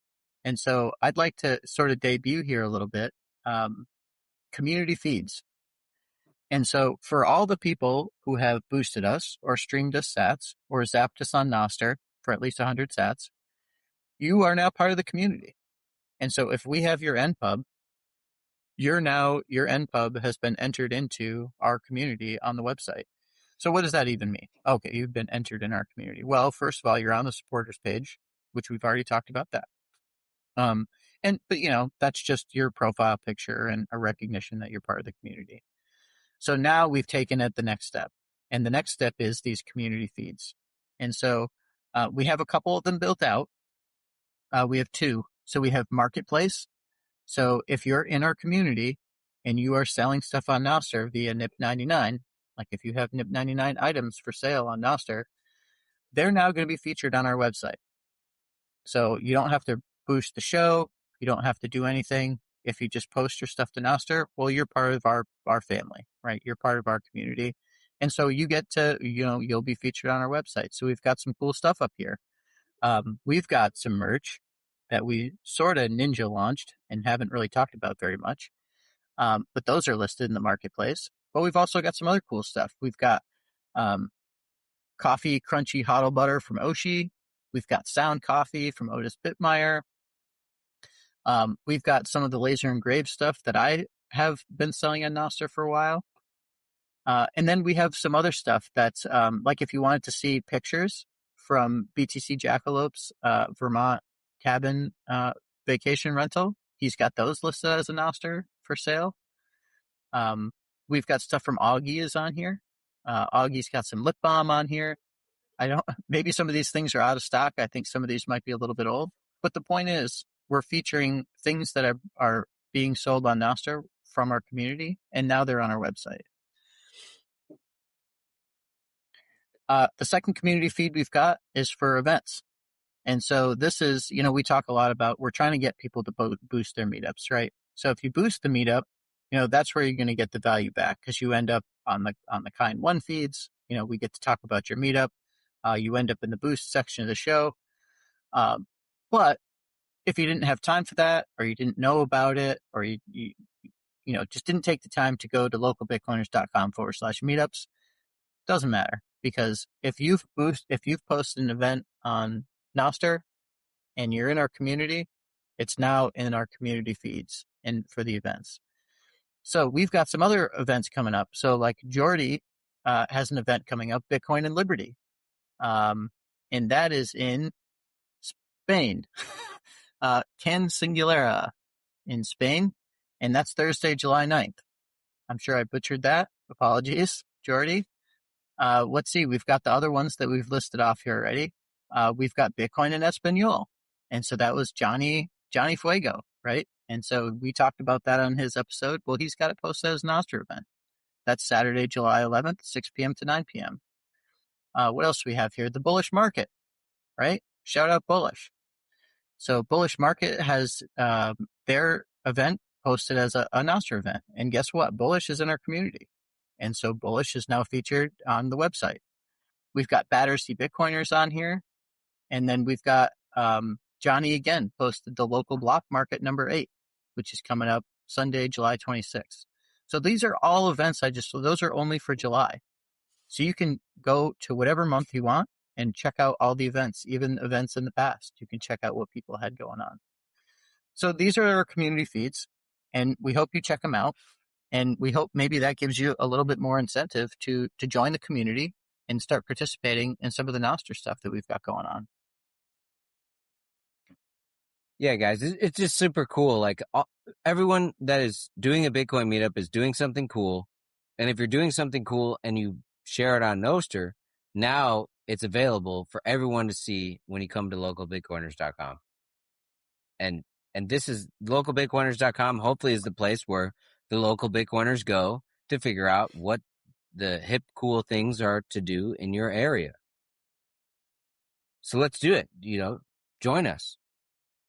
Start participating. And we've got other stuff. I'm not saying we're done. If we want to do even more for our community. So we will continue to be brainstorming. We have other community feeds that are going to get built out, but we have other ideas other than that too in the hopper. So, all right. Well, thank you for giving me a minute to talk about the website. And I think with that, we're ready to transition to boosts, right? That's right. And we're going to start off the boosts with 500 or 5,000 sats via fountain from the one and only Matthew D, who Matthew D is scheduled to come on the show and really we're going to go into the lowdown about the Michigan Bitcoin culture pretty soon here. But Matthew D says, hope you guys are enjoying the summer. And he's got a sun emoji. Well, hell yeah, Matthew D. I'm enjoying the summer. I'm only like 10 minutes away from the most beautiful sand dune beaches on the western side of Lake Michigan. And you know it. I'm going over there as much as I can and enjoying the sunshine. I'm not sunning my balls at the beach, unfortunately. That's kind of a little faux pas, but I'm getting as much sun as I possibly can over there and enjoying it. Next, we got two. I haven't been sunning my balls either. But I will say, I even mentioned it the other day. I don't know about you guys. We had a pretty long, hard, cold winter here in Massachusetts. And, I have really honestly been enjoying the summer. It was like making mental notes like all winter about how much I was going to enjoy the summer once this extremely long, cold winter was over. So yeah, I've been thoroughly enjoying this summer. Thank you, Matthew D. Yeah, don't forget it, man. The summertime is the time to go and just take it in. Build up that vitamin D, guys. Next, we got 250 sats via fountain from Nostr Gang. I think it would be neat to make a Cards Against Humanity type game for, and then they say coins for humanity, question mark emoji. I don't know. Has anyone got this? This seems like something that could be done. You could spin it up. I don't think I've ever. I know I've heard of the game Cards Against Humanity. I've never played it, so I don't know the game well enough to know if there's a to immediately think of Bitcoin correlations. But it would not shock me. It sounds like it. I like the name nostr Gang, Coins for Humanity. Love it. Yeah, let's go. Try it out. Put it out there. Put it on a NIP 99 marketplace event. Boost the show, and then all of a sudden you can sell that game right on our website. Next, we got 100 sats via localbitcoiners.com from Anon, and it says great points. And that was on Big Upside, Small Risk, the Value of Bitcoin Meetups, episode 13. And I think we did have some great points in episode 13. One of the biggest points was, don't be afraid to show up to the meetup. The meetup is going to give you way more value than any privacy that you're going to sacrifice. You can be thoughtful about how you go. And Bitcoin meetups are a way for you to gain liquidity for your Bitcoin, to gain utility for your Bitcoin, to build social capital, to build cultural capital. So much is involved when you show up to the Bitcoin meetup. It's very hard to say that it's a bad idea to go. Next, we got 2,000 sats via Fountain from Jer, and he says, "Thanks, gents." And that was on upping your meetup game with Steve, Scott, and Tally, Louisville, Kentucky, episode 18. And that was our most recent episode before our recording now. Well, thank you, Jer. I appreciate you listening in and continue. Jer has been a pretty consistent booster, and I appreciate that. At least a long time, minimally a long time listener, because I can remember reading off boosts from Jer from long ago, like when we first got started. So thank you, Jer. We know you've been a long time listener. And Jer is another guy that gets his 40 HPW in, and he's boosting other shows, and he's involved and he's paying attention. So definitely part of the community that we're trying to build. Next, we got 420 sats via Fountain from Julio with no comment. Upping your meetup game with Scott, Steve, and Tally, Louisville, Kentucky, episode 18. And Julio is one of the you founders, one of the key people involved in this Chicago Bitcoin collective, fork and coin restaurant thing that's going on in Chicago. And man, Julio, I can't thank you enough for listening to the show and participating, because I know what you guys are doing over there is the real deal. And I'm very happy to continue to work with you on everything. That is going to be the hub of Chicago. The Chicago Bitcoin Collective is amazing. You guys need to go check it out. If you're coming to Lake Satoshi and you're traveling through Chicago to get there, stop at Fork and Coin. Check out the Chicago Bitcoin Collective. It's a really sick place. Next, we got 5,000 sats via localbitcoiners.com, and this is from Whiter. And Whiter says, "I'm in agreement with Talia. Social interaction is the way to go. Knowledge of Bitcoin will grow with social interaction. Each group can grow their base through educating those members once the members show interest in certain subjects in the Bitcoin ecosphere. Each member of a group will have their strengths and weaknesses. As a result, there are tons of opportunities. Education programs within each group can blossom if you grow the members if you grow the members' time to be a part of a social structure that shows their friendship is valued, in my opinion." Next Cleveland meetup is on July 10th, 7 p.m. at Saucy Brew Works in Cleveland. Hope to see you guys there. And that was on upping your meetup game with Steve, Scott, and Tally, Louisville, Kentucky, episode 18. And thanks, Wider. And this is just like another example of, by us trying to do these regional guests, connecting everyone together, it shows that there is community there, just a couple hours away, whichever direction you go. There's a Bitcoin meetup for you to find, and the Yeah, education. Go ahead. yeah, I was going to say, so this is something I talked about it. I didn't really talk too much about my meetup at the beginning of the show this time, but I did last time. And, we've transitioned a little bit to, we've changed meetup formats several times, right? We've done the socials. We did these education meetups that were more like lectures. Then we did the Socratic seminars for a long time. And then the last couple, we did the roundtables. And that's what we're doing again at the next one, these roundtables.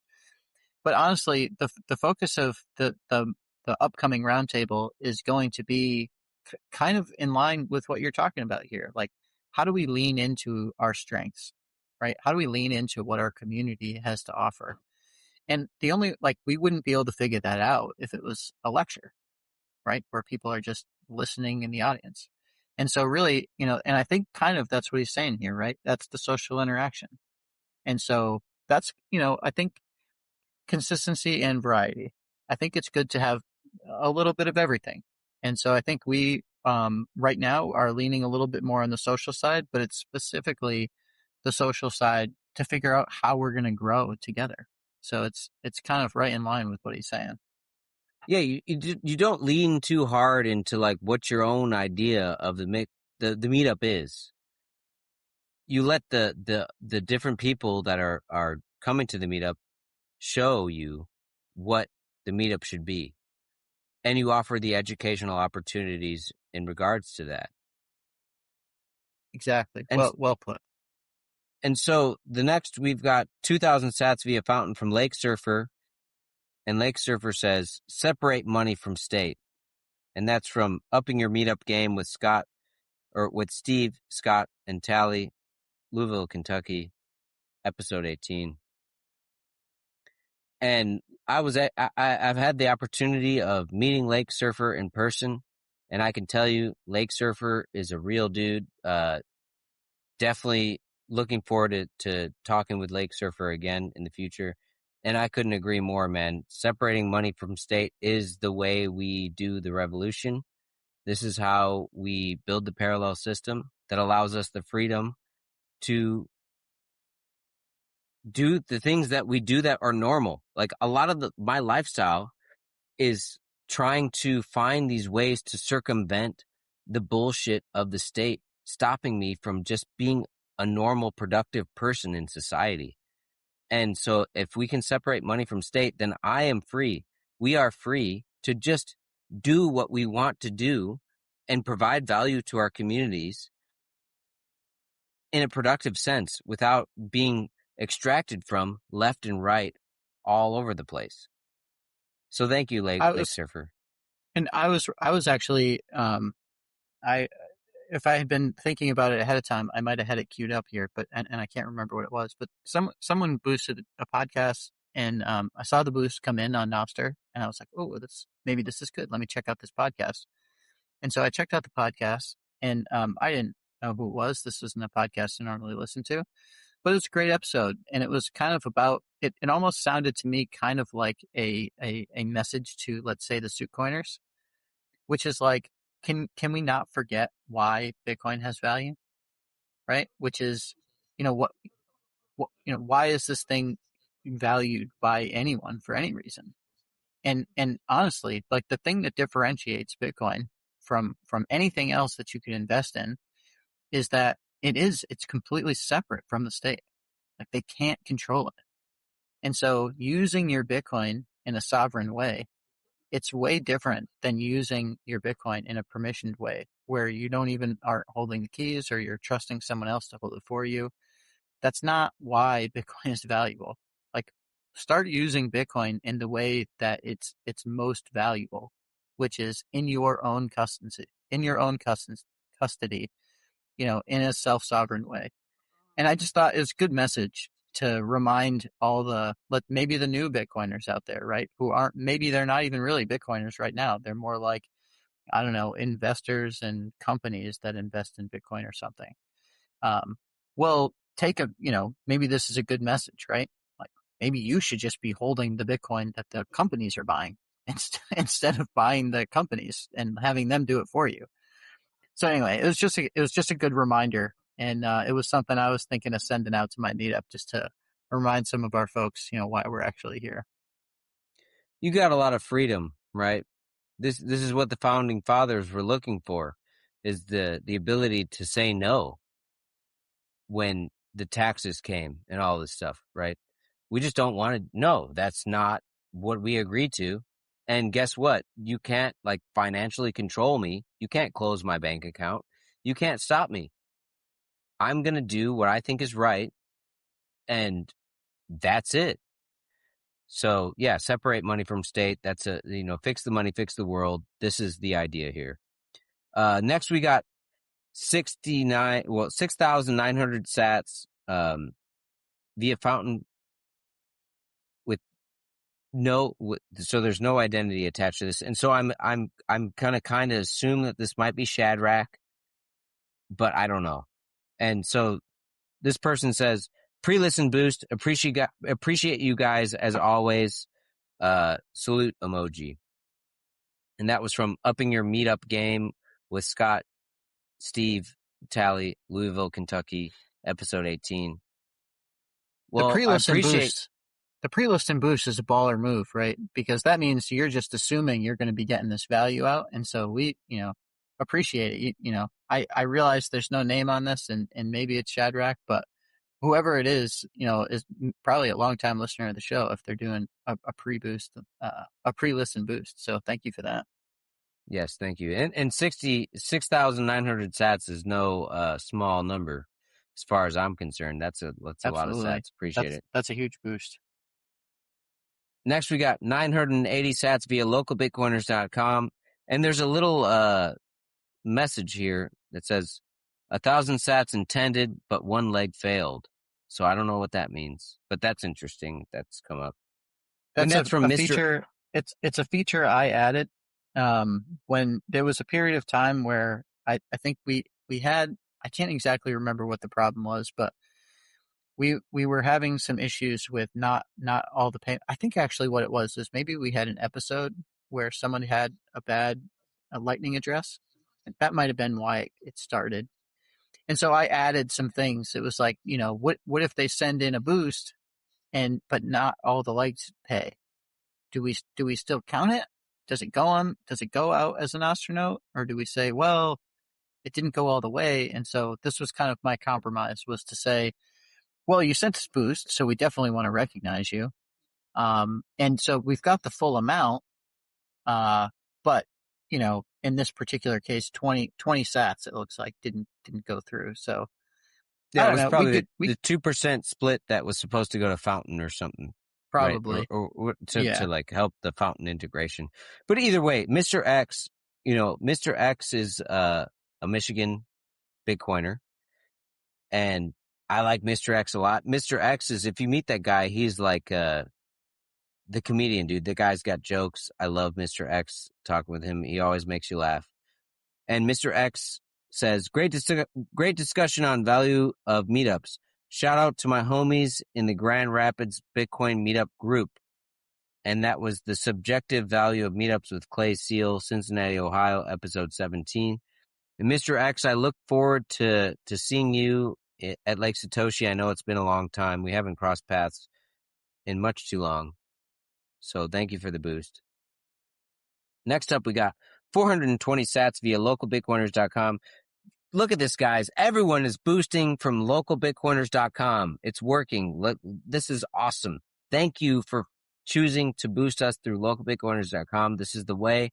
We're showcasing that, websites are nostr clients and all this stuff can be interoperable. Look at it. Localbitcoiners.com. Nostr makes websites cool again. Like, let's do it. Websites used to be cool back in the day. And then they proceeded to get very not cool.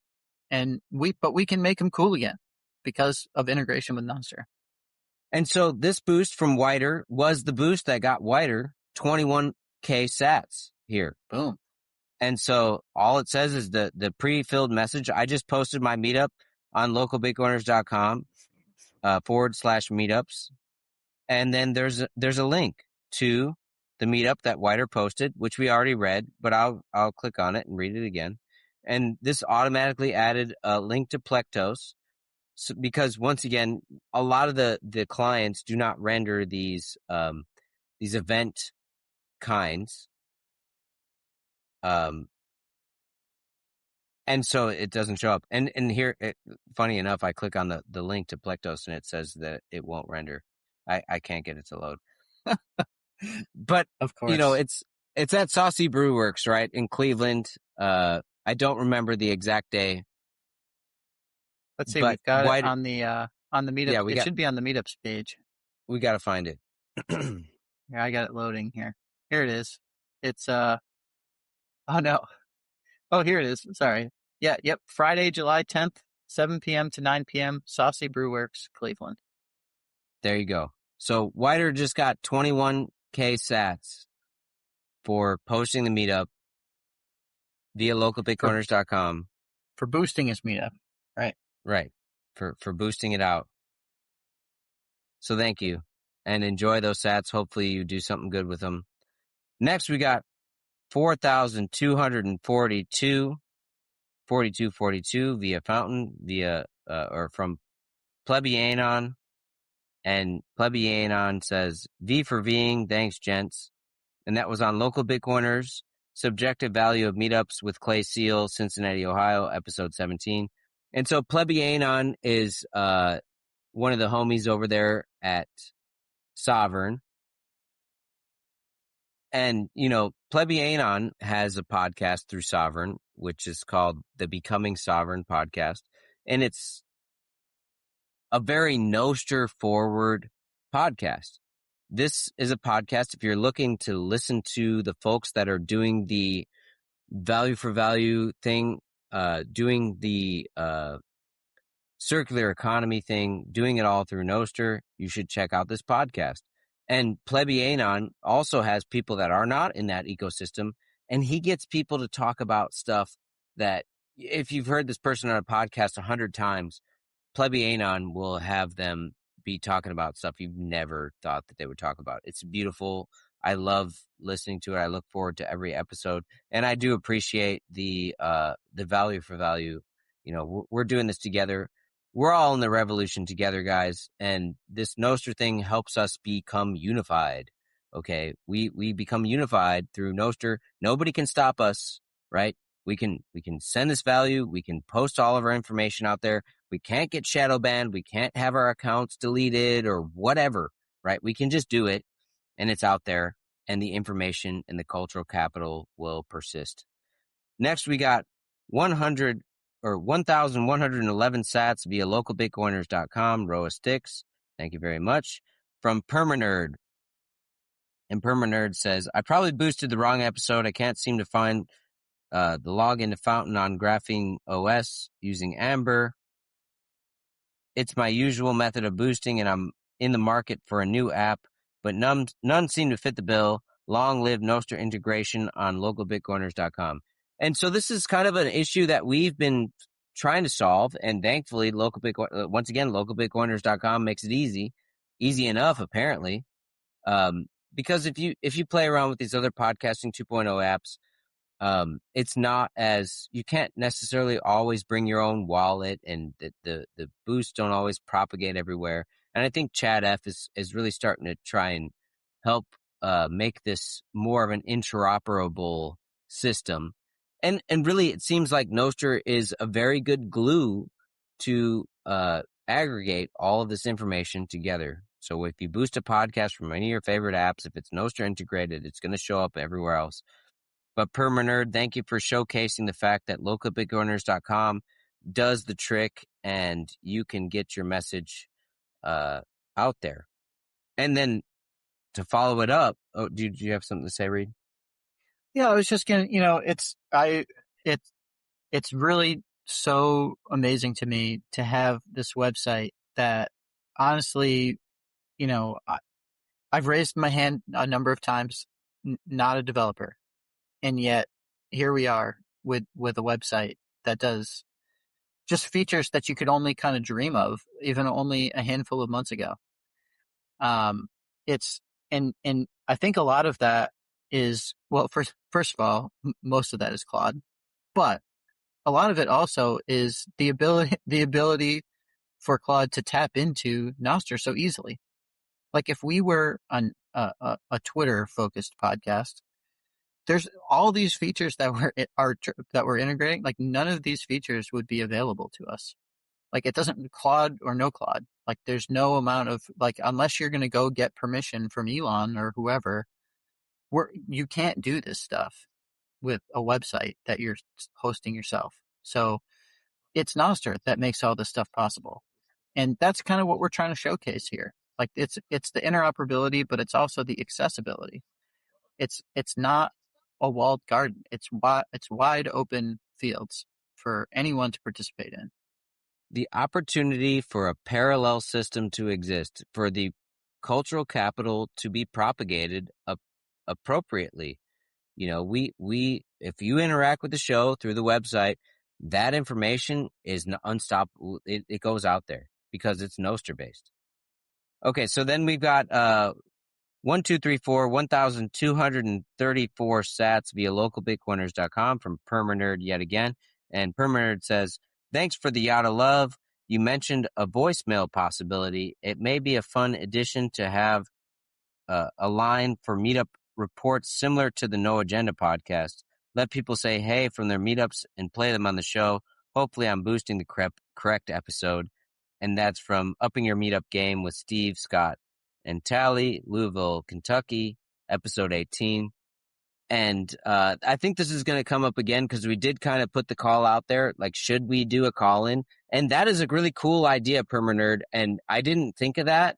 But, if you do listen to the No Agenda show, they do have a section where people just kind of like have these off-the-cuff recordings and say, hey, this is us from, the Indianapolis No Agenda meetup or whatever. And that could be pretty cool if, all these people, whoever, if you're out there and you run a meetup and you record a little thing, maybe we can find a way for you to submit that to the show and we can play it. Love it. And like I said, put it I on think the it's going to list. come up. Bullish is going to give us another idea here coming up about that. And so next we got, speaking of Bullish, 111 sats via Fountain from Bullish Clips, and Bullish Clip says Bullish. And that's on Upping Your Meetup Game with Steve, Scott, and Tally from Louisville, Kentucky, episode 18. Bullish, I know we're going to hear from you again, so I'm just going to go to the next one, which is 111 sats via Fountain from Bullish Clips. And Bullish says, voicemails sound fun. Maybe Reed can cook up something with NIP A0. NIP A0. Have you heard of this, Reed? Might be a support in Circle too. And so a Circle is a thing that I think Bullish is working on building. I don't know exactly what Circle is, but it's brand this new. NIP. I heard he was messaging, he was noting about it the other day, like yesterday or something. And I kind of came across it actually like today. And so it's I think it's I think it's supposed to be a desktop client, but it's a desktop Nostr client with some new and interesting features that I haven't had a full amount of time to explore yet, but I know he has a note about it. And I think NIP A0 has got to be a typo. But I am for someone who spends so much time on Nostr and doing all these Nostr things and developing things with Nostr, with the website and other things. You'd think I'd be better at all these NIP numbers, dude. I'm awful at at the NIP numbers, dude. I can never keep them all straight. So I'd love to say that, oh, I know what he's talking about. It's NIP, 40 or whatever the hell it is, but I have literally no idea. Sorry. Well, there's so many of them. Much like the bips, right? Like there's just so many bips. Like you could ask like the greatest Bitcoin historian about bips, and you could stump them. Be like, what does BIP numbered this, and they'd be like, I don't fucking know, man. But the whole point is like, there's maybe a reference here in NIP A0. Maybe we have to do some detective work, but it would be cool, even better if we can make the voice these shout outs from the meetups through these voice recordings a nostr integrated thing, because once again, permaculture, integrate rather than segregate. If we can keep everything in the Bitcoin ecosystem and then even narrow it down even more and keep it in the nostr ecosystem, we're going to unify each other, and we're going to have that much more strength in, once again, walking one step forward in the revolution. Next, we got 101 sats via Fountain from Nostr Gang with an orange heart and a purple heart. And that's on Local Bitcoiners, Meetups and Podcasts Are the Signal, Ottawa, Canada, episode 3. So that was with Boomer. And so that's what I was getting at. Nostr Gang is going back in the archives and trying to find the ones that they missed and hit it with a purple heart and an orange heart. So thank you, Nostr Gang.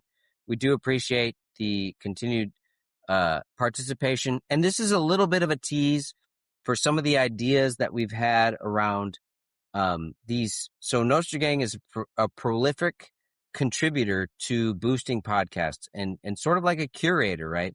Nostr Gang is listening to some stuff, and you might want to listen to what Nostr Gang is listening to. And we may or may not have an ability for you to see what Nostr Gang is listening to via their boosts in the future. And so Nostr Gang, keep it up. Your work is not going to go unrecognized. People will find the value in the podcast that you're listening to and boosting. They're going to find the signal that you've been finding for yourself. You guys are going to love it. It's on the list. It's on the list. We're working on 100,000 things at once, and it's all. Thank you, Claude, for allowing this for Reed to be 15 people at once with no prior knowledge of anything. It's great. So next we got some boosts that I have. Next we got a boost 420 sats via localbitcoiners.com from me, and I'm just chilling the Southwest Michigan meetup. And the biggest thing to note about this boost is that the Southwest Michigan meetup is going to be having their last meetup here in July, and that's the third Thursday of the month. That's July 16th. It's the last meetup at this location at the Dwellers co-working space. And so this is where this meetup has started. It's been there the whole time. Unfortunately, the location is going to no longer be available to us. So this is the last one that we're going to be doing there, and it's going to be a special one. We're going to try and make it cool. So if you can come to Benton Harbor, Michigan on July 16th, get there by like 6:30 or whatever. We'll be going late, if you can get there late, whatever. Just show up. It's going to be a pretty cool meetup. We're going to try and say goodbye to this location with a bang. So come to Dwellers co-working space on July 16th. Hang out with us. If you're in the area, it's going to be cool. Next, we got 101 sats via Fountain from Nostr Gang with an orange heart and a purple heart. And Bitcoin meetups are the ultimate web of trust, Jersey City, episode 2. So there you go. Nostr Gang is working on it, getting there. Keep it up.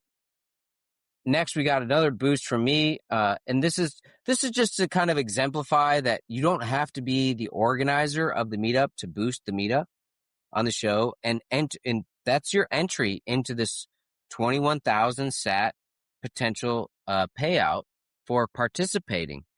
And so I'm saying wash the pleb slop off with a fire hose of technical discussion at Chicago Bit Devs. And so I've got the link here to the Chicago Bit Devs Socratic Seminar. That's on July 9th.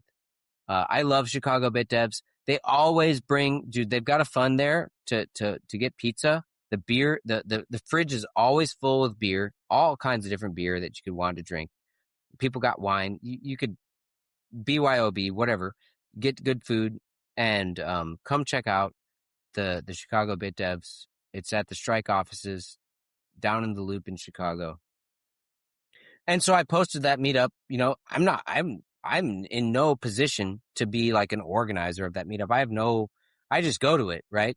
But I know that they're not on Nostr. And so I took the liberty of sharing this information out to Nostr. And so here it is. And you can do the same thing. And if you do the same thing, then you are entered in for the possibility next week of getting this 21,000 sat boost, payout for doing that. So if you go to a meetup, put it on Nostr, you might get 21K sats. Yeah, really what we're doing, right, is I think since episode 1, it's in the outro of every show, but since episode 1, we've been saying the dream of this podcast is that we just read off meetup after meetup after meetup after meetup. That's what we want to do. And so what you guys are seeing right now is us learning from the community, right? When people aren't posting their meetups, we're like, well, let's change the incentives. And so this is something we want. Like when you post your meetup, like you're giving us value. This is what we want for the show. And so we're just finding ways to give it back.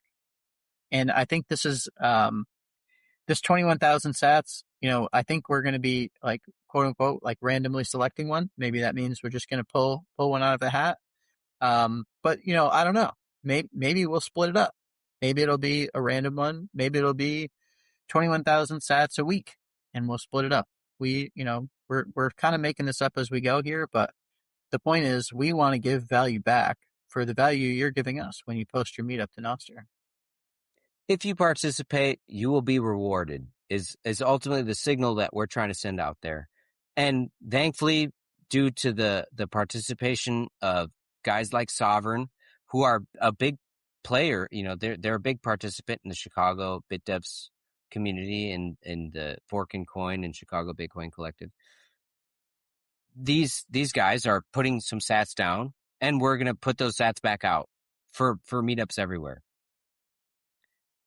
So play around with us, get your meetup out there, get it on Nostr where everyone can aggregate it and we can all find it together. We can start, once there's a bunch of them, then we can start to do cool shit like maps, and you can plan a road trip around all these meetups that you want to hit with your family, going and finding local Bitcoiners all across the country, and we can start to unify and the revolution gets stronger.